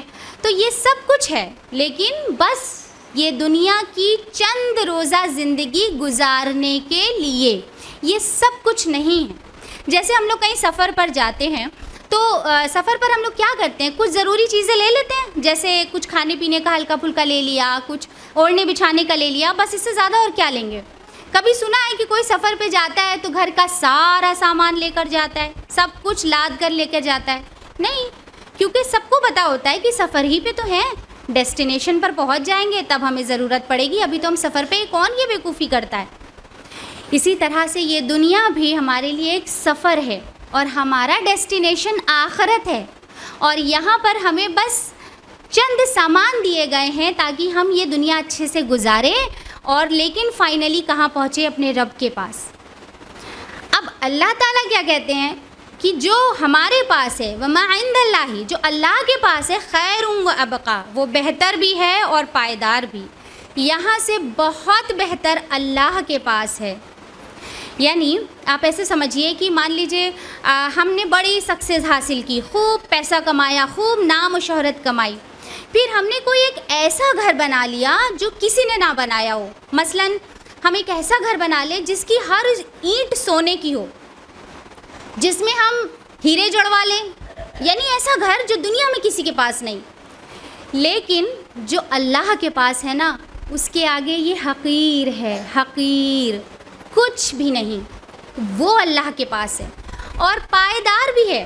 یعنی دنیا میں کتنا ہی رہ لے گی چیزیں، آپ استعمال کر لیں گے، ہو سکتا ہے آپ کے بچے استعمال کر لیں گے، ہو سکتا ہے بچوں کے بچے استعمال کر لیں گے، بس کتنا ہی کوئی چیز رہ پائے گی، بوسیدہ ہو جائے گی، پرانی ہو جائے گی، ختم ہو جائے گی۔ تو جو اللہ کے پاس ہے وہ کبھی ختم نہیں ہوتا، وہ پائیدار ہے، ہمیشہ ٹکنے والا ہے، ایٹرنل ہے، ہمیشہ کے لیے ہے۔ تو اسلام ہمیں یہ سکھاتا ہے کہ ہمیں اپنی زندگی اللہ کے لیے گزارنی چاہیے، ہماری انرجی، ہمارا ایفرٹ، ہماری قربانیاں اللہ کے لیے ہونی چاہیے، تاکہ ہمیں جو اس سے ملے وہ بہتر ہو یہاں سے اور پائیدار بھی ہو۔ مگر یہ وہی لوگ حاصل کر سکتے ہیں للذین آمنوا، جو ایمان لائے، وعلی ربہم یتوکلون، جو اپنے رب پر بھروسہ کرتے ہیں۔ کیونکہ جیسے ہی آپ اللہ کے لیے زندگی جینا شروع کریں گے، آپ کے سامنے بہت سی مشکلات آئیں گی۔ تو ایسے میں ہمارا ایمان پختہ ہو اور اللہ پہ بھروسہ ہو کہ اللہ کی بات مان کے ہم کبھی ضائع نہیں ہو سکتے، اللہ کی بات مان کے ہم کبھی نقصان نہیں اٹھا سکتے۔ اور اگر یہ سوچتے ہیں کہ پھر دنیا کے ہمارے رشتے ہیں، ان کا بھی تو حق ہے، تو یقین جانیے کہ اگر ہم نے اللہ کے لیے زندگی گزاری تو یہاں پر ہمارے جتنے بھی رشتے تعلقات ہیں وہ کبھی بھی ان کا کوئی حق نہیں مارا جائے گا، بلکہ اور اچھے سے ادا ہوگا اگر ہم اللہ کے لیے زندگی ادا کریں تو اللہ کے لیے گزاریں۔ جو اپنے رب پر بھروسہ کریں، جیسے کہ ابراہیم علیہ السلام نے اپنی زندگی گزاری، مضبوطی کے ساتھ، پختگی کے ساتھ، ایمان کے ساتھ، اور مشکل آتی رہی، آتی رہی، بھروسہ بس اللہ پہ کیا، بھروسہ اللہ پہ کیا، میرا رب مجھے ضائع نہیں کرے گا، ایسا ایمان، ایسی قربانی دی۔ اب ذرا بتائیے کہ ہم نے اور آپ نے اب تک اپنی زندگی میں اللہ کے لیے کیا قربانی دی، کیا قربانی دے کر اب تک آئے ہیں ہم لوگ؟ ابھی تقریباً پوری دنیا میں 2 بلین مسلمز ہیں، 2 بلین ایک اچھی خاصی تعداد ہے۔ اس میں سے چند لاکھ ہی ہوں گے جنہوں نے بڑی محنت، بڑی قربانیوں کے بعد اسلام کو پایا ہوگا، ورنہ اکثر و بیشتر ہمارے اور آپ جیسے لوگ ہیں جن کو گھر بیٹھے اسلام مل گیا ہے۔ ہم مسلمان گھر میں پیدا ہو گئے، اسلام ہماری گودوں میں مل گیا، بڑی خوشی خوشی ہم نے پا لیا۔ ہم نے اب تک قربانی کیا دی ہے؟ کہاں کبھی ایسا ہوا کہ حضرت بلال رضی اللہ تعالیٰ عنہ کی طرح ہمارے سینوں پر بھاری پتھر رکھ کے ہمیں تپتی ریت پہ لٹا دیا گیا ہو؟ کہاں کبھی خباب بن الارت رضی اللہ تعالیٰ عنہ کی طرح ہماری پیٹھوں کو کوئلے سے داغا گیا ہوگا، جلتے ہوئے کوئلوں سے؟ کہاں کبھی حضرت سمیہ رضی اللہ تعالیٰ عنہ کی طرح ہمیں فزیکلی ٹارچر کیا گیا یا ہماری جان لینے کی کوشش کی گئی؟ ان کی تو جان بھی لے لی گئی تھی۔ کیا کبھی ان مشکلات سے ہم تھوڑا سا بھی گزرے ہیں؟ ہمیں کہیں کوئی روکتا ہے؟ کچھ فرض نماز پڑھنے میں کوئی روکتا ہے؟ نہیں۔ ہم نے کیا قربانی دی اب تک؟ کچھ بھی نہیں۔ تو اب اگر ہمیں اتنی آسانی سے اسلام اپنے گھروں میں مل ہی گیا ہے تو کم سے کم اپنے رب کے لیے کچھ تو کریں، کچھ تو قربانیاں دیں، اسے پہچاننے کی کوشش کریں، اسے جاننے کی کوشش کریں، کیونکہ جب تک تعلق نہیں جڑے گا تب تک قربانی نہیں دیں گے۔ تعلق کی بنا پہ یہ قربانی دیتے ہیں نا۔ ظاہر ہے کہ ماں باپ ہو گئے یا شوہر بیوی ہو گئے یا بھائی بہن ہو گئے، ایک دوسرے سے تعلق کی بنا پر ایک دوسرے کے لیے قربانیاں دیتے ہیں۔ ظاہر ہے راہ چلتے، سڑک چلتے کوئی آدمی جا رہا ہوگا، اس کے لیے ہم قربانی تھوڑی دیں گے، تعلق کی بنا پہ دیتے ہیں نا۔ اسی لیے ہماری آرگنائزیشن نے 1 سال کے لیے یہ کیمپین چلائی ہے نو یور لارڈ، جس کا بھی آپ لوگوں کو اناؤنسمنٹ بھی کیا گیا. نو یور لارڈ، جانو اپنے رب کو، جانو اپنے خالق کو، معرفت حاصل کرو اپنے رب کی. 1 سال تک یہ تھیم انشاءاللہ چلے گی تاکہ ہم لوگ اپنے رب سے اپنے تعلق کو ڈھونڈ سکیں، اپنے رب سے اپنے تعلق کو بنا سکیں اور پھر اس کے لیے قربانی دے سکیں. اور ابھی ایک بڑے ہی پیارے سے تعلق کا ذکر سسٹر ام کلثوم نے کیا آپ کے سامنے، خالق اور مخلوق کا.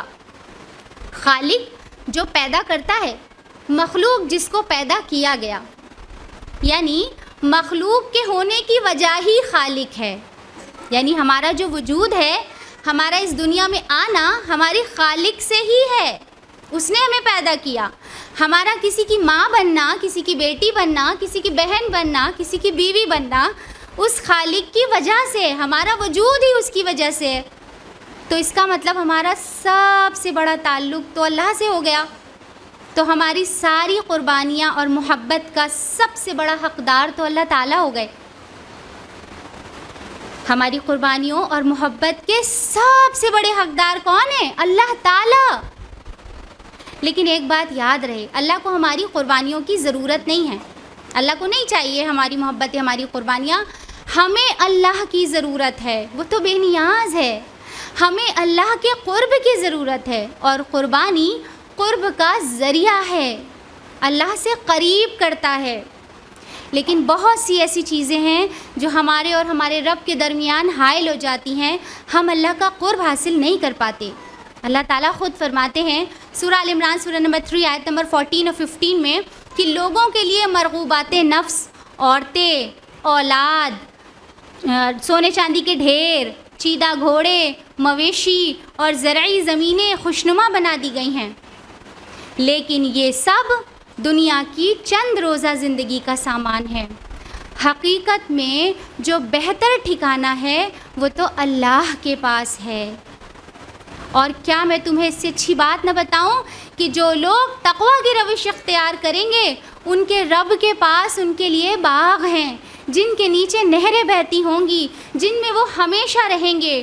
پاکیزہ بیویاں ان کی رفیق ہوں گی، اور سب سے بڑھ کر اللہ کی رضا سے سرفراز ہوں گے. یہ کچھ ہے ہمارے رب کے پاس، لیکن یہ سب بڑی ہی قربانیوں کے بعد نصیب ہوتا ہے. دنیا میں حقیر سے حقیر چیز ہمیں کوئی ایسے ہی نہیں مل جاتی، ہر چیز کی قیمت ادا کرنی پڑتی ہے. چھوٹی سی چیز بھی آپ خرید لیجئے، چھوٹی سی چیز بھی آپ کو چاہیے تو قیمت ادا کر کے ہی لینا پڑے گا.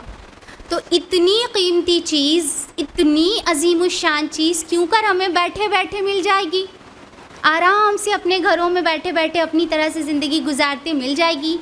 اس کی قیمت دینی پڑے گی، اس کے لیے قربانیاں دینی پڑیں گی، تب جا کر ہمیں یہ انعامات ملیں گے.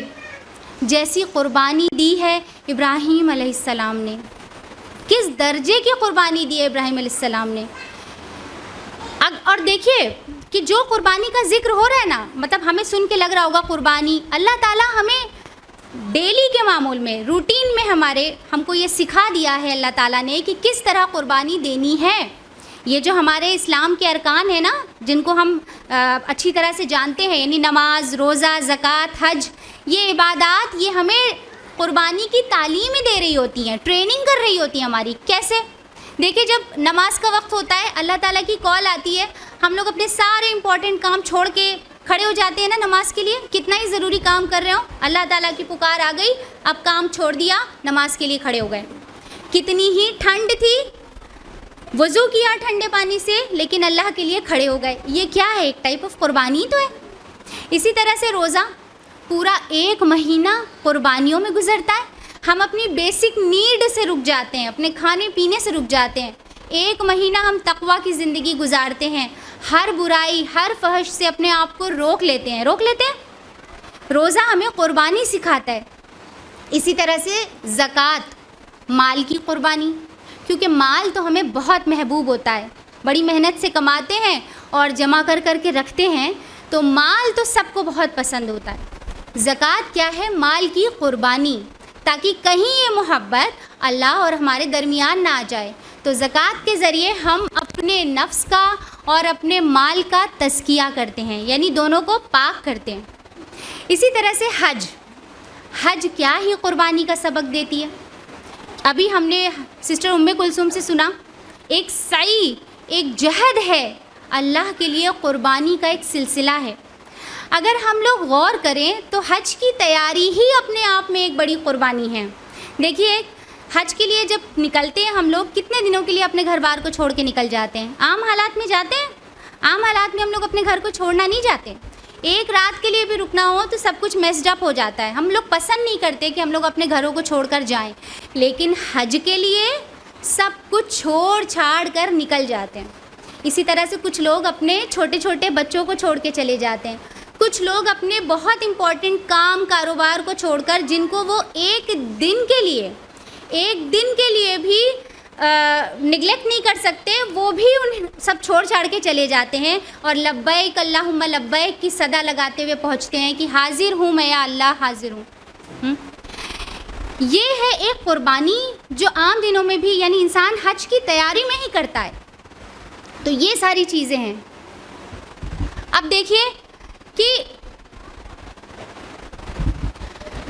یہ ساری تیاریاں ہی اپنے آپ میں ایک قربانی. یہ ساری عبادات جو اللہ نے بنائی ہیں، نماز ہو گیا، روزہ ہو گیا، زکوٰۃ ہو گئی، حج ہو گیا، یہ سب ہمیں قربانی کی تعلیم ہی دے رہا ہے. کس کے لیے؟ اللہ کے لیے. لیکن اگر ہم ان عبادات کی روح کو نہ سمجھیں، اگر ہم ان عبادات کے مقصد کو نہ سمجھیں تو ہم اس سے کچھ نہیں حاصل کر سکتے، کچھ بھی نہیں. جیسے کہ آج ہم لوگوں کا حال ہے، بہت ہی معذرت کے ساتھ. دیکھیے کہ ان عبادات کو آج ہم نے صرف مذہبی رسومات کے طور پہ ادا کرنا شروع کر دیا. جیسے مذہبی رسمیں ہوتی ہیں نا کچھ ادا کرنے والی، بس وہی ہم نے سمجھ لیا ہے. نماز ہمارے لیے ایک رسم کی طرح ہے، بس پڑھ لینا ہے روز، چاہے اب وہ دکھانے کے لیے یا جلدی جلدی جیسے بھی. نماز کے لیے اللہ تعالیٰ فرماتے ہیں کہ نماز بے حیائی اور برائی سے روکتی ہے. لیکن ہم کیا کر رہے ہیں؟ کسی برائی سے نہیں رک رہے، نماز بھی پڑھ رہے ہیں اور برائیاں بھی کیے جا رہے ہیں. کہاں رک پا رہے ہیں؟ کیا حاصل کیا ہم نے نماز سے؟ روزہ میں دیکھیے رمضان پورا ایک مہینہ ہم تقویٰ کی زندگی گزارتے ہیں، پورا ایک مہینہ ہم اپنے آپ کو برائیوں سے روک لیتے ہیں. لیکن اس ایک مہینے کی ٹریننگ کے بعد بھی ہماری 11 مہینے کی زندگیوں پر کوئی فرق نہیں پڑتا، جیسے تھے ویسے ہی رہتے ہیں. اس ایک مہینے کی ٹریننگ سے ہم کچھ حاصل ہی نہیں کرتے، ہماری 11 مہینے کی زندگیاں وہیں کے وہیں اٹکی رہتی ہیں. کیا ہی ہم نے اس کی روح کو سمجھا اور کیا ہی اس سے سیکھا.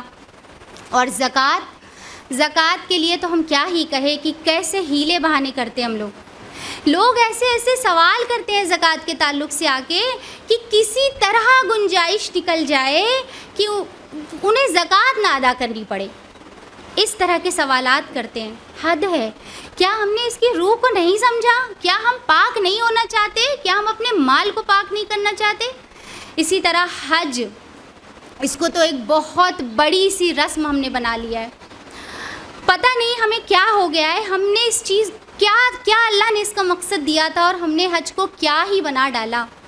دیکھیے جب ہم لوگ حج کے لیے جاتے ہیں تو ایک ایک فرد سے مل کر جاتے ہیں نا، بتا کر ہم حج کے لیے جا رہے ہیں، ہم حج کے لیے جا رہے ہیں، سب کو بتا کر پورے میں ڈھنڈورا پیٹ کے ہم حج کے لیے نکلتے ہیں.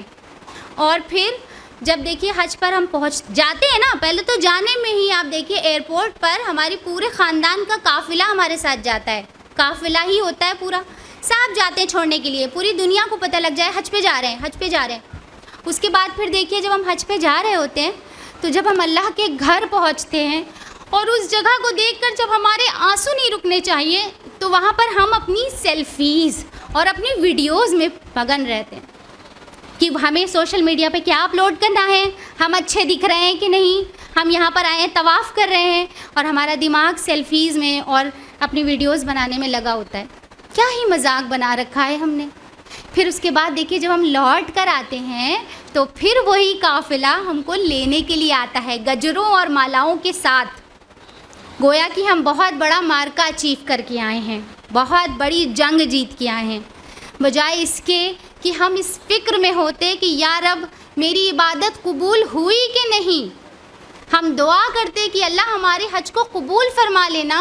ہم اس طرح شان و شوکت سے آتے ہیں گویا ہم تو جنت کا ٹکٹ اپنے ساتھ لے کر آئے ہیں. دیکھو حج کر کے آ گئے، پوری دنیا میں دکھاتے ہیں کہ حج کر کے آ گئے، مالا پہن کر، گجرے پہن کر.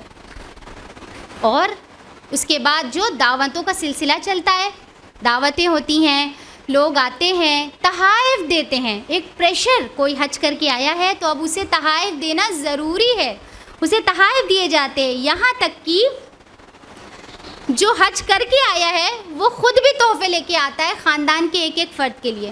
ذرا سوچئے کہ ہم کرنے کیا گئے تھے اور دماغ کہاں لگا ہوتا ہے، کیا ہی سین ہوتا ہے، ادھر عبادت سے فارغ ہوتے ہیں، ادھر بازاروں کے چکر لگانے شروع کر دیتے ہیں، کیونکہ ایک پورا خاندان ہے جس کے لیے تحفے لے کر جانا ہے۔ ایک بے وجہ کا پریشر۔ کیا ہم نے حج کو بنا لیا ہے؟ کیا اللہ نے کس لیے اس کو ہم پر فرض کیا تھا؟ اللہ نے اس کو ہمارے اوپر فرض کرنے کا کیا مقصد تھا؟ ہم نے اس کو کیا بنا لیا؟ ایک مذہبی رسم بس۔ اور پھر ہم لوگ کیا سوچتے ہیں کہ ہمارا حج قبول ہو گیا، اللہ کیا مذاق بنا لیا ہم نے ان عبادات کا۔ اسی لیے ہم لوگ کبھی ان عبادات سے کچھ نہیں سیکھ پاتے، ہماری پوری زندگی ایسی غفلت میں گزر رہی ہے، سارے جو ہے وہ ارکان ادا کیے جا رہے ہیں لیکن اس ارکان سے کچھ ہماری زندگی میں بدلاؤ نہیں آ رہا ہے۔ رہ گئی رسم ازاں روح بلالی نہ رہی، فلسفہ رہ گیا تلقین غزالی نہ رہی۔ اگر ہم نے ان عبادات کی روح کو سمجھا ہوتا، ان کے مقصد کو سمجھا ہوتا تو آج ہماری زندگیاں ایسی نہیں ہوتی، ایسی غفلت والی۔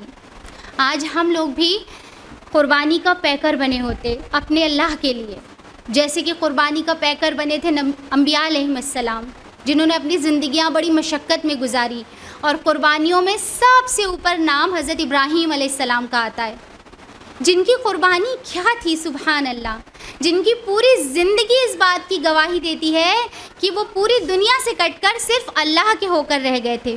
ابراہیم علیہ السلام نے اپنے سارے سکون، آرام، آسائش، کمفرٹ کو تج دیا، چھوڑ دیا۔ ابھی سسٹر ام کلثوم نے بتایا نا کہ وہ چاہتے تو بہت عیش و عشرت والی زندگی گزارتے، وہ ایک پجاری کے بیٹے تھے، وہ ایک بہت ہی بہترین لائف گزارتے جس کو ہم بہترین کہتے ہیں، بڑے سے گھر میں رہنا اور بہت آسائش اور آرام، لیکن انہوں نے یہ سب اپنے رب کے لیے چھوڑ دیا، اللہ تعالیٰ کے لیے مصر، عراق، فلسطین اور حجاز کی خاک چھانتے رہے اللہ کے دین کے لیے۔ ابراہیم علیہ السلام نے اللہ کے حکم پر اپنی بیوی اور اپنے شیر خوار بچے کو ایک سنسان بے آب و گیہ چٹیل میدان میں تنہا چھوڑ دیا، اور اسی اللہ کی ایک پکار پر اپنے لخت جگر اپنے بچے کو ذبح کرنے کے لیے تیار ہو گئے۔ وہ بات، اور اپنے طور پہ تو ذبح کر ہی ڈالا تھا، وہ بات اور ہے کہ اللہ نے اپنے فضل سے ان کو بچا لیا۔ اسی لیے تو اللہ تعالیٰ نے فرمایا، اللہ تعالیٰ فرماتے ہیں کہ وَمَنْ أَحْسَنُ دِينًا مِّمَّنْ أَسْلَمَ وَجْهَهُ لِلَّهِ وَهُوَ مُحْسِنٌ وَاتَّبَعَ مِلَّةَ إِبْرَاهِيمَ حَنِيفًا وَاتَّخَذَ اللَّهُ إِبْرَاهِيمَ خَلِيلًا۔ سورہ نساء سورہ نمبر 4 آیت نمبر 125۔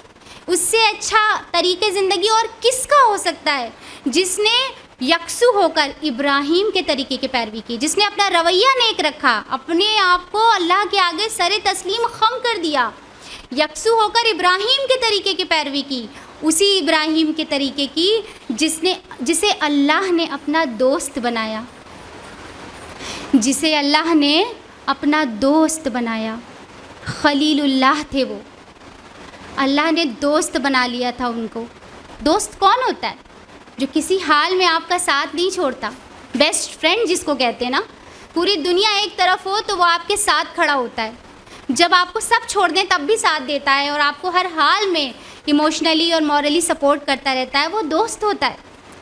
اللہ نے ابراہیم علیہ السلام کو اپنا دوست بنا لیا، جسے اللہ اپنا دوست بنا لے اسے کسی اور چیز کی کیا ہی ضرورت پڑ سکتی ہے۔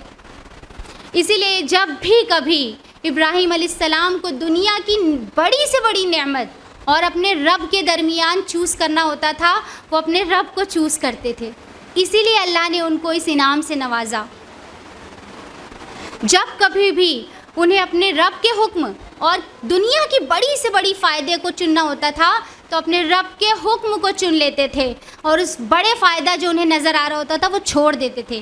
یہ تھے ابراہیم علیہ السلام۔ اس لیے اللہ تعالیٰ نے ہمیں بھی تاکید کی کہ جس نے ابراہیم کے طریقے کی پیروی کی یکسو ہو کر، یعنی ہم کو کہا جا رہا ہے ابراہیم کے طریقے کی پیروی کرو، اس ابراہیم کی جسے اللہ نے اپنا دوست بنایا۔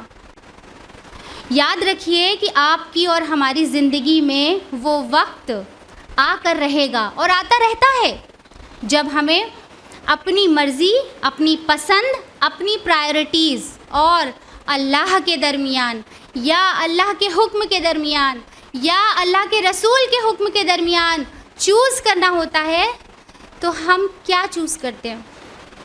ہم اپنی خواہش نفس کے تابع ہو جاتے ہیں۔ ہم لوگ وہ چوز کرتے ہیں جس میں ہمیں فائدہ نظر آ رہا ہوتا ہے۔ ایک طرف ہمارا رب ہوتا ہے اور دوسری طرف ہماری خواہشات ہوتی ہیں۔ ایک طرف ہمارا رب ہوتا ہے، دوسری طرف ہمارے مفاد ہوتے ہیں، اور ہم اپنی مفاد کو چوز کر لیتے ہیں، اپنے رب کو چھوڑ دیتے ہیں، ہم اپنی خواہشوں کو چوز کر لیتے ہیں۔ یہ ہے ہماری قربانیاں اس درجے کی۔ بس کیسی زندگی گزار رہے ہیں ہم؟ ابراہیم علیہ السلام نے تو اللہ تعالیٰ کے لیے اپنا گھر، اپنا وطن، اپنے لوگوں کو چھوڑ دیا تھا۔ آج کیا ہم سے اس وقت یہ ڈیمانڈ کی جا رہی ہے؟ ہم سے تو بس اتنا کہا جا رہا ہے کہ گناہ چھوڑ دو۔ ہم سے تو بس اتنا کہا جا رہا ہے کہ اپنے دلوں سے برائی کو پاک کر لو، غیبت، چغلی، بغض، حسد، کینہ، نفرتوں سے اپنے دل کو، ہر برائی سے، ہر بیماریوں سے اپنے دل کو پاک کر لو۔ ہم سے تو صرف اتنا کہا جا رہا ہے، ہم سے وہ بھی نہیں ہو پا رہا ہے۔ ذرا غور کیجئے اللہ تعالیٰ ہم سے کیا قربانی مانگ رہے ہیں۔ کہہ رہے ہیں میرے بندو میرے لیے قربانی دو، ایسا کرو کہ تم اپنے دل کو برائیوں سے اور بیماریوں سے پاک کر لو۔ میرے لیے قربانی دو اور تم لوگ اپنے دل کو پاک کر لو، تاکہ تم اپنی مینٹل اور فزیکل سٹیٹ میں، اچھی مینٹل اور فزیکل سٹیٹ میں رہو، تاکہ تم ڈپریشن کے یا ہائی بلڈ پریشر کے مریض نہ بنو۔ اللہ تعالیٰ کہتے ہیں میرے بندو میرے لیے قربانی دو، ایسا کرو تم آپس میں محبت کرو، اپنے دل کو پاک کر لو، اپنے تعلقات کو درست کر لو، تم آپس میں نفرت نہ کرو۔ یہ ہے قربانی جو ہم سے مانگی جا رہی ہے۔ دیکھیے ہمارے نبی صلی اللہ علیہ وسلم نے ہمیں کیسے سمجھایا ہے۔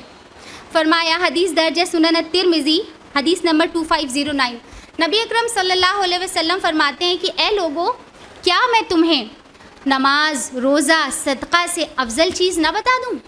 لوگوں نے بڑے اشتیاق سے پوچھا، یا رسول اللہ ضرور بتائیے۔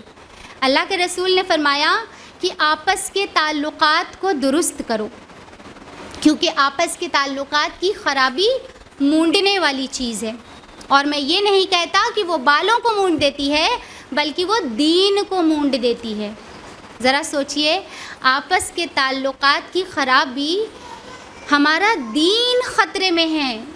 جیسے سر پر سے مونڈنے کے بعد بال غائب ہو جاتے ہیں، اسی طرح ہماری زندگی سے ہمارا دین ختم ہو سکتا ہے، ہمارا دین خطرے میں ہے۔ اپنے آپس کے تعلقات کو درست کرنا اتنا ضروری ہے، اتنا ضروری ہے۔ نفرتوں کو ختم کرنا، ایک دوسرے کو دیکھ کر منہ بنانا، ایک دوسرے سے بغض رکھنا، ایک دوسرے کی خوشیوں میں حسد کرنا، ایک دوسرے کی خوشی دیکھا نہ جانا، ایک دوسرے کا چہرہ نہ دیکھنا، یہ سب اتنی بڑی چیز ہے کہ کہا کہ تمہارا دین مونڈ جائے گا، دین ختم ہو جائے گا، دین خطرے میں ہے۔ تو بس اب یہ بڑا مشکل کام ہے نا۔ جیسے ہی ہم لوگ سوچیں گے چلو بھائی اب چلتے ہیں ان سے اپنے تعلقات صحیح کر لیتے ہیں، بہت وقت گزر گیا، بڑے ان سے جھگڑے ہو گئے تھے، یا پھر فلاں ہیں ان سے ہمارے بڑے تعلقات خراب ہیں، تو چلے بھائی اب ان سے تعلقات بنا لیں۔ ویسے ہی ہمیں یاد آ جائے گا نہیں انہوں نے تو ہمارے ساتھ بہت برا کیا تھا، ان سے تو ہمارا بڑا جھگڑا ہوا تھا، ان سے تو ہماری تب سے برائی چل رہی ہے، یہاں پر ہمیں یاد آ جائے گا۔ پھر کیا کریں گے؟ بس یہیں پر پھر ہم لوگ قربانی دے دیں گے، قربانی دے دیں گے، اپنی انا کی، اپنی نفس کی قربانی دے دیں گے، اللہ کے لیے قربان۔ یہ دراصل ہمارا اسماعیل ہے، جسے اس عید الاضحیٰ ہم لوگ انشاءاللہ قربان کر دیں گے، کر دیں گے۔ میرے ساتھ ہم بھی عہد کریں گے اور آپ بھی عہد کیجئے کہ جب اس بار جانور کی گردن پہ چھری چلے گی تو ہم لوگ اپنی انا، اپنی نفس جو اللہ کے خلاف جا رہی ہو اسے بھی چھری چلا دیں گے، ذبح کر دیں گے، ٹھیک ہے انشاءاللہ۔ اسی طرح جتنی بھی چیزیں ہیں جو ہمارے اور ہمارے رب کے درمیان ہیں انہیں ہم قربان کر دیں گے۔ اور آج کے ماڈرن ایرا میں ہمارے اور ہمارے رب کے درمیان جو سب سے بڑا بیریئر ہے وہ کیا ہے؟ Social media. سوشل میڈیا سب سے بڑا بیریئر ہے. یہ ایک نا ٹرانس میں ہمیں لے جاتا ہے. جب ہم کام کرنے بیٹھتے ہیں تو ہم بھول جاتے ہیں کیا کرنے بیٹھے تھے. گھنٹوں لگے رہتے ہیں نا, بھول جاتے, تھوڑی دیر بعد یاد آتا ہے ارے اتنا وقت لگا دیا ہم نے اس میں. کبھی کبھی یاد بھی نہیں آتا کسی کو, لگے رہتے ہیں گھنٹوں. تو جب آپ گھنٹوں اسکرین اسکرول کر رہے ہوتے ہیں تو کیا ہم اس سے اپنے آپ کو روک پاتے ہیں؟ ہم سے تو اتنی سی بھی قربانی نہیں دی جاتی کہ اگر کوئی فحش کلپ آ جائے تو اسے اسکپ ہی کر دیں. یہ سوشل میڈیا ایک ایڈکشن ہے. ہم لوگ سوچتے ہیں کہ صرف تمباکو اور شراب ہی نشہ ہے. یہ سوشل میڈیا ہماری زندگیوں کو اسپوائل کر رہا ہے, سڑا رہا ہے. ہمیں انداز ہی نہیں ہے. بجائے اس سے نفرت کرنے کے, اس سے اتنی محبت ہے ہم لوگوں کو. ہماری مسلم خواتین, ہماری اپنی مسلم خواتین, ان کو بس یہ فکر رہتی ہے کہ کس طرح اپنی ریلز اور اپنی ویڈیوز بنا کر سوشل میڈیا پہ اپلوڈ کر دیں. اپنے ناچنے گانے کو, اپنے کھانا پکانے کو, اپنے کپڑے دکھانے کو, یہاں تک کہ اپنی عبادات کو, حج و طواف کو سوشل میڈیا پر اپلوڈ کر دیا جاتا ہے. اور ان کے مرد بڑے ہی بے غیرتوں کی طرح خوش ہوتے رہتے ہیں اور لائکس کو انجوائے کیا جاتا ہے. اتنے لائکس آ گئے, اتنا پسند کیا گیا. یہ ہمارا حال ہے. اب آپ بتائیے کہ آج کے دور میں سوشل میڈیا میں ہماری کیا پرائیویسی رہ گئی؟ اپنی پرسنل لائف کو ہم نے ٹیلی کاسٹ کر دیا, دنیا دیکھ رہی ہے. اب اگر ایسے میں لوگ نیگیٹو کامنٹس کر کے چلے جائیں تو ہمیں ڈپریشن ہو جاتا ہے, وہ ہم ایک دم مینٹلی ڈسٹرب ہو جاتے ہیں. اور اگر لائکس زیادہ بڑھ جائیں تو تکبر کا شکار ہو جاتے ہیں. کیا ہی بات ہے, اتنے لائکس مل گئے مجھے, میرے اتنے فالوورز ہیں. یہ سوشل میڈیا کیا ہے؟ پوری طرح سے ہمارا سلیپ پیٹرن ڈسرپٹ ہوا پڑا ہے. راتوں کو سوتے نہیں ہیں, صبح کو ہم لوگ بیماریوں کا گھر بنے رہتے ہیں. پورا سلیپ پیٹرن خراب ہو چکا ہے. اس سوشل میڈیا کے ذریعے ہم سوشلی آئسولیٹ ہو گئے, تنہا ہو گئے. پتہ ہے, کیونکہ ہم سوچتے ہیں کہ ہم بہت بیزی ہیں, بہت مصروف ہیں. اس کی وجہ سے ہم نے لوگوں سے ملنا جلنا بند کر دیا, لوگوں کا حال احوال لینا بند کر دیا, ان کے پاس بیٹھنا بند کر دیا, انہیں کیا تکلیف ہے یہ پوچھنا بند کر دیا, ان کو اپنی زبان سے تسلی دینا بند کر دیا, مہمان کی مہمان نوازی کرنا بند کر دیا. سوچئے کتنے ہی نیکیوں کے راستے ہم نے اپنے اوپر اس کی وجہ سے بند کر دیے, کیونکہ ہمیں وقت نہیں ہے, ہم بہت زیادہ مصروف ہیں سوشل میڈیا پہ. تو یہ ہمیں بہت سی برائی سکھا رہا ہے, ایک نہیں ہے, بہت ہے. یعنی آپ دیکھیے کہ اس کی وجہ سے باڈی شیمنگ سیکھ رہا ہے انسان, اس کی وجہ سے سکسیس کا ایک نشہ, مجھے بھی سکسیس چاہیے. اس کی وجہ سے ہمارے اپنے ریلیشن شپ خراب ہو رہے ہیں. ایک ہائی ایکسپیکٹیشن ہو گئی ہے, میرا شوہر ایسا ہونا چاہیے, میرے والد ایسے ہونے چاہیے, میری بیوی ایسی ہونی چاہیے. کیونکہ ظاہر ہے کہ سوشل میڈیا پہ لوگ کیا اپلوڈ کرتے ہیں؟ جب ہسبینڈ وائف رومانس کر رہے ہوتے ہیں تو وہی تو سوشل میڈیا پہ ڈالا جاتا ہے. جب کتے بلیوں کی طرح لڑ رہے ہوتے ہیں وہ تھوڑی ڈالتے ہیں سوشل میڈیا پہ. ڈالتے ہیں کیا؟ بری چیزیں تھوڑی ڈالتے ہیں. ایک فیک لائف ہے, فیک لائف, جس کو ہم لوگ فالو کر رہے ہیں. ایسا ہونا چاہیے, میں پرنسس کی سی حیثیت رکھتی ہوں, میں پرنس کی سی حیثیت رکھتا ہوں, مجھے لوگ پرنسس کی طرح ٹریٹ کریں, میرا شوہر ایسا ہو, میرا لائف پارٹنر ایسا ہو, میرے والد ایسے ہوں, میرا بھائی ایسا ہو, جو کہ ریئل لائف میں ہو نہیں سکتا. تو پھر ہم لوگ کیا کرتے ہیں؟ اپنے ہی ریلیشن سے بدگمان ہو جاتے ہیں. نہیں, میرے ارد گرد بہت برے لوگ ہیں, مجھے تو اچھی بیوی نہیں ملی, مجھے تو اچھا شوہر نہیں ملا, میرے گھر کا تو ماحول اچھا نہیں. یعنی ہم اپنے ہی ریلیشن شپس کو خراب کر لیتے ہیں اس سوشل میڈیا کی وجہ سے. ایک فیک لائف. اس کی اتنی برائیاں ہیں کہ پوری بات کرتے رہیں گے تو لیکچر کا ٹائم ختم ہو جائے گا, صرف اسی کی بات ہوتی رہے گی, اتنی ہے. لیکن سب سے بڑھ کر جو اس کی برائی ہے نا, وہ یہ ہے ہمارے رب سے ہماری دوری کا سبب. یہ ہم کو ہمارے اللہ سے دور کرنے والی چیز ہے, ڈسٹریکشن ہے. یہ ڈسٹریکشن بہت بڑا, اور اللہ تعالیٰ کو یکسوئی ہونا بہت پسند ہے. اور ابراہیم علیہ السلام حنیف تھے. حنیف یعنی یکسو, جو اپنے رب کی طرف پوری طرح فوکسڈ تھے پوری دنیا سے کٹ کے. حنیف, یکسو, فوکسڈ ہو جانا. اور اللہ تعالیٰ نے ان کا ذکر بار بار قرآن میں کیا لفظ حنیف سے. وہ حنیف تھا, وہ یکسو ہو کر اللہ کی پیروی کرنے والا تھا. اور ہم اسی کی وجہ سے ڈسٹریکٹڈ رہتے ہیں, بالکل بھول جاتے ہیں, اللہ تعالیٰ کو یاد ہی نہیں کر پاتے, کیونکہ ہم پوری طرح اس میں جو پھنسے ہوتے ہیں. تو ابراہیم علیہ السلام نے ایک بڑی پیاری سی دعا سکھائی ہے، اسی سے ہم نے اپنا لیکچر بھی شروع کیا تھا۔ سورہ انعام سورہ نمبر 6 آیت نمبر 79 میں انی وجہت وجہی للذی فطر السماوات والارض حنیفا وما انا من المشرکین، کہ میں نے متوجہ کیا اپنے منہ کو اس ذات کی طرف جس نے زمین و آسمان کو پیدا کیا یکسو ہو کر، اور میں مشرکوں میں سے نہیں ہوں۔ یعنی ابراہیم علیہ السلام کی یہ پیاری سی دعا، یہ قربانی کی بھی دعا ہے جب جانور قربان کرتے ہیں، اور جب نماز شروع کرتے ہیں تو اس کے پہلے بھی یہ دعا پڑھی جاتی ہے کہ میں نے سب سے کٹ کر اپنے آپ کو فوکسڈ کر لیا اپنے رب کی طرف۔ اللہ تعالیٰ ہماری زندگی میں سینٹرڈ ہونے چاہیے، ہمارا کھانا پینا، سونا جاگنا، چلنا، کام کاروبار، معاملات، لین دین سب اللہ کے لیے ہونا چاہیے۔ تو ہماری زندگی میں سینٹرڈ کیا ہے؟ اللہ تعالیٰ۔ لیکن آج ہم اس کی وجہ سے ڈسٹریکٹڈ ہیں۔ تو اللہ تعالیٰ کہتے ہیں حنیف ہو جاؤ، ابراہیم کی طرح حنیف ہو جاؤ۔ So we must be focus towards اللہ سبحانہ و تعالیٰ from every affairs and every distractions. جتنے ڈسٹریکشنز ہیں نا انہیں اپنا اسماعیل سمجھ کر اس عید الاضحیٰ ذبح کر دیجئے۔ اب سب لوگ گھبرا گئے، اب اس کو کیسے ذبح کر دے، اس کے بغیر تو گزارا ہی نہیں ہے۔ واقعی سوشل میڈیا آپ کی لائف کو آسان بھی بناتا ہے، ٹھیک ہے، بہت سی ضروری چیزیں ہوتی ہیں، پازیٹیو چیزیں ہوتی ہیں۔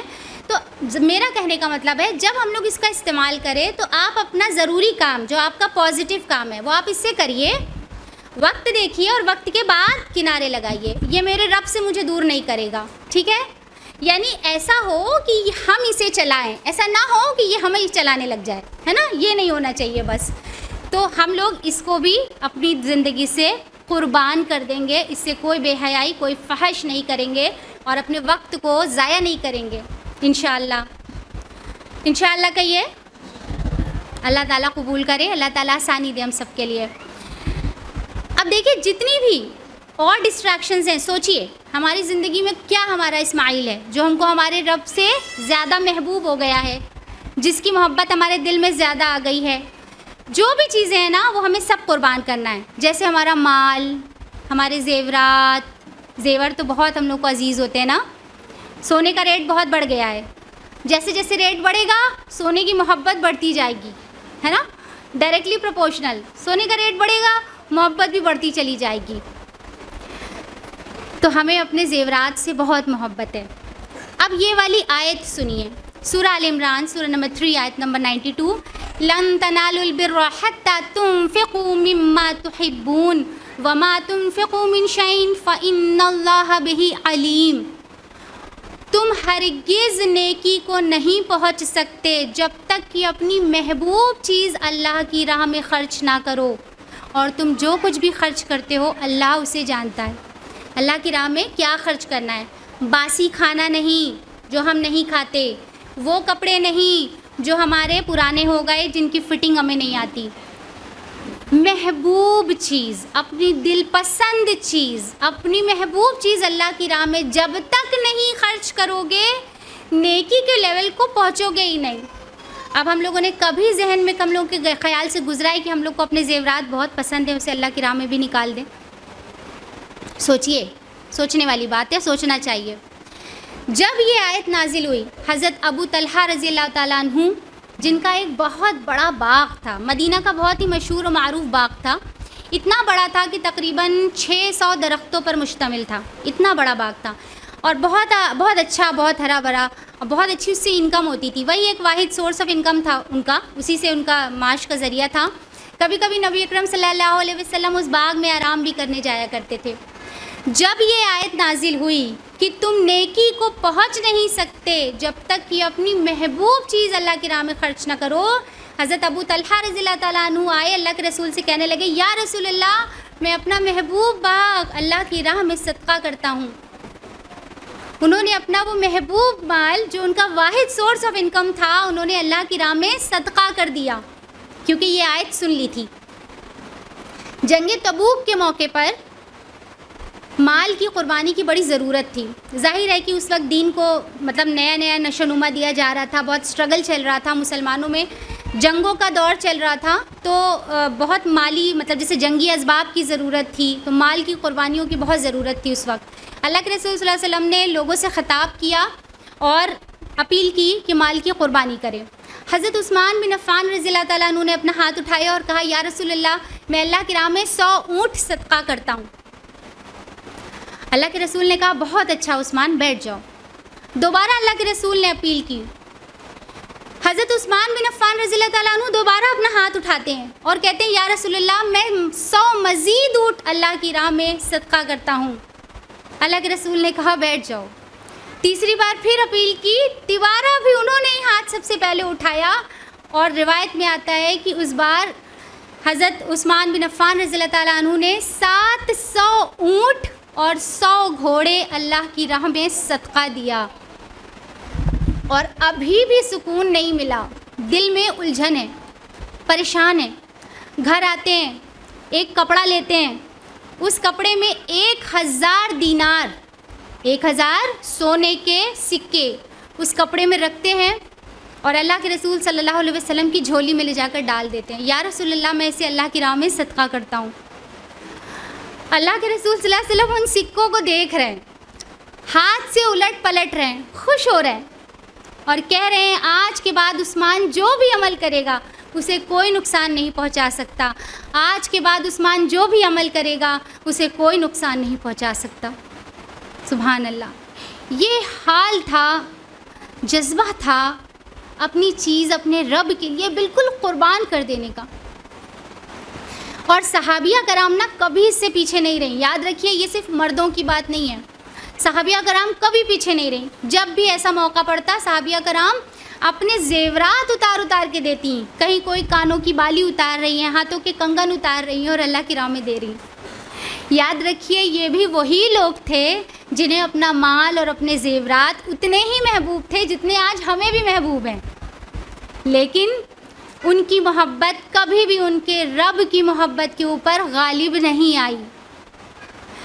اور جس طرح اس وقت لوگوں کے مال کی قربانی کی ضرورت تھی, آج حالات کچھ مختلف نہیں ہیں. آج ہم لوگ یہ نہ سوچیں کہ ہم تو دوسرے ہی دور میں جی رہے ہیں. آج ہماری مالی قربانی کی کتنی ضرورت ہے.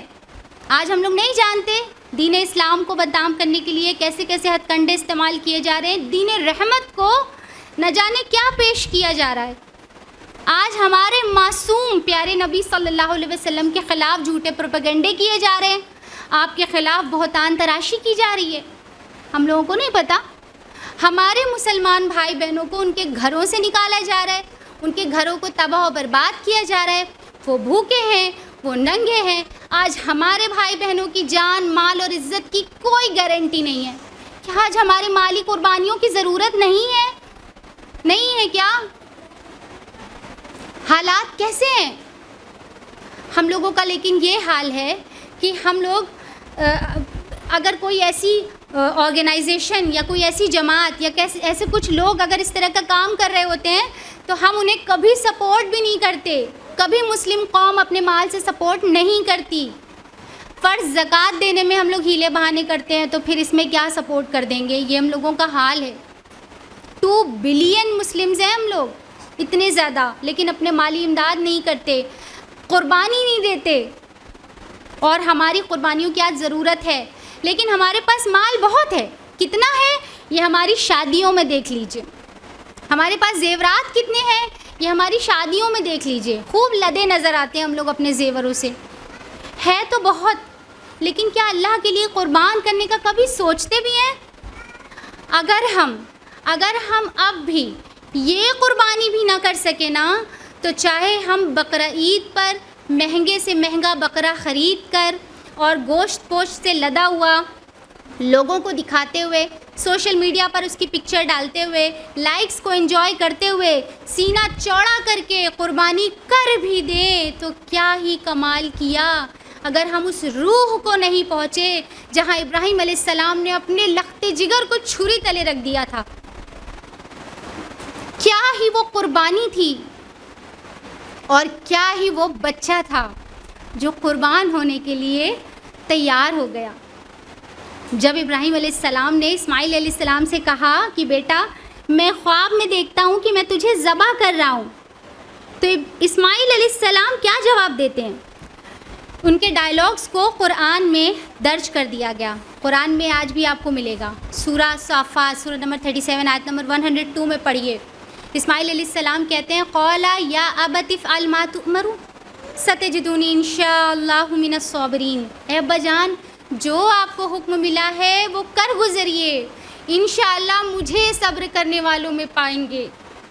کیا کہہ رہے تھے ابراہیم علیہ السلام؟ کیا وہ یہ کہہ رہے تھے کہ اسماعیل چلو میں تم کو گھر سے نکال دوں؟ کیا وہ کہہ رہے تھے کہ میں تم کو ملک سے نکال دوں؟ کیا وہ کہہ رہے تھے کہ میں تجھے اپنی ولدیت سے نکال دوں؟ وہ کہہ رہے تھے کہ میں تجھے ذبح کر دوں؟ اور وہ کہتے ہیں کر ڈالیے, انشاءاللہ آپ مجھے صبر کرنے والوں میں پائیں گے.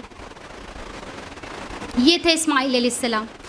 ایسے ہی بچے کی نسل سے محمد رسول اللہ صلی اللہ علیہ وسلم کو ہونا چاہیے تھا, اور آپ انہی کی نسل میں سے تھے, اسماعیل علیہ السلام. اور وہ کن کے بیٹے تھے؟ حضرت ابراہیم علیہ السلام. کہ باپ پوچھتا ہے تو بچہ یہ نہیں کہتا کہ ابا جان چھوٹے تھے تو آپ چھوڑ کے چلے گئے, اب آئے ہیں تو آپ میری جان مانگ رہے ہیں. وہ کہہ رہے ہیں کہ آپ کر ڈالیے, میں صبر کروں گا. اب دیکھیں یہاں پر وہ بچہ 13-14 سال کا بچہ ہے, 13-14 سال کا بچہ, وہ بچہ بول رہا ہے یا اس کی تربیت بول رہی ہے. یہاں پر اکثر حضرت ابراہیم علیہ السلام کا ذکر ہوتا ہے, حضرت اسماعیل علیہ السلام کا ذکر ہوتا ہے, یہاں پر حضرت ہاجرہ کا ذکر نہیں ہوتا اکثر. اسماعیل علیہ السلام نے اپنی زندگی کا زیادہ حصہ کس کے ساتھ گزارا تھا؟ حضرت ہاجرہ کے ساتھ, ہے نا, انہی کے ساتھ تو رہتے تھے. ان کی والدہ تھیں, ابراہیم علیہ السلام چھوڑ کے جب چلے گئے تھے وہی تربیت کرتی تھی. حضرت ہاجرہ نے اپنے بیٹے کو بتا رکھا تھا کہ بیٹا تیرا باپ کوئی عام انسان نہیں ہے, وہ اللہ کا بڑا ہی پیارا نبی ہے. اور انہوں نے اللہ کی محبت کو اپنے بیٹے کے دل میں جگا رکھا تھا, اپنے بیٹے کو یہ بتا رکھا تھا کہ اللہ کے لیے قربان ہونا بڑے شرف کی بات ہوتی ہے, اللہ کے لیے قربانی دینا بہت شرف کی بات ہوتی ہے. تب جا کر ایسا ہوا کہ جب باپ نے پوچھا تو بیٹے نے کہا کہ ابا جان کریے, میں صبر کروں گا, میں صبر کروں گا. اب یہاں پر ہماری اور آپ کی تربیت پہ بھی سوال ضرور اٹھے گا, کیونکہ حضرت ہاجرہ بھی امت مسلمہ کی خاتون تھیں اور ہم سب بھی امت مسلمہ کی خواتین ہیں.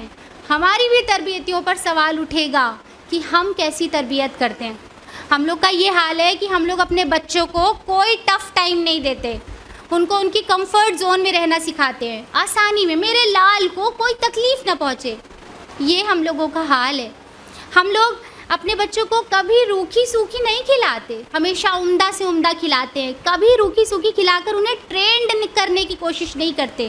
اسی لیے جب آج ہمارے بچوں کو ان کا فیوریٹ کھانا نہیں ملتا تو وہ کیا کرتے ہیں, پورا گھر سروں پر اٹھا لیتے ہیں, شور مچاتے ہیں کہ ان کا فیوریٹ کھانا نہیں ملا, اور بہت معذرت کے ساتھ ہم لوگ باندیوں کی طرح انہیں مناتے پھرتے ہیں.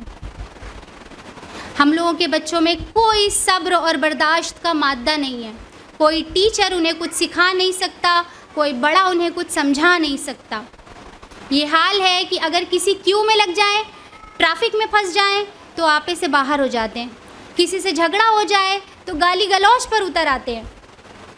اور یہ سب تو چھوڑ دیجئے, صرف کچھ گھنٹے کے لیے الیکٹریسٹی چلی جائے یا انٹرنیٹ کنیکشن چلا جائے تو بس دیکھیے بچوں کا کیا حال ہوتا ہے.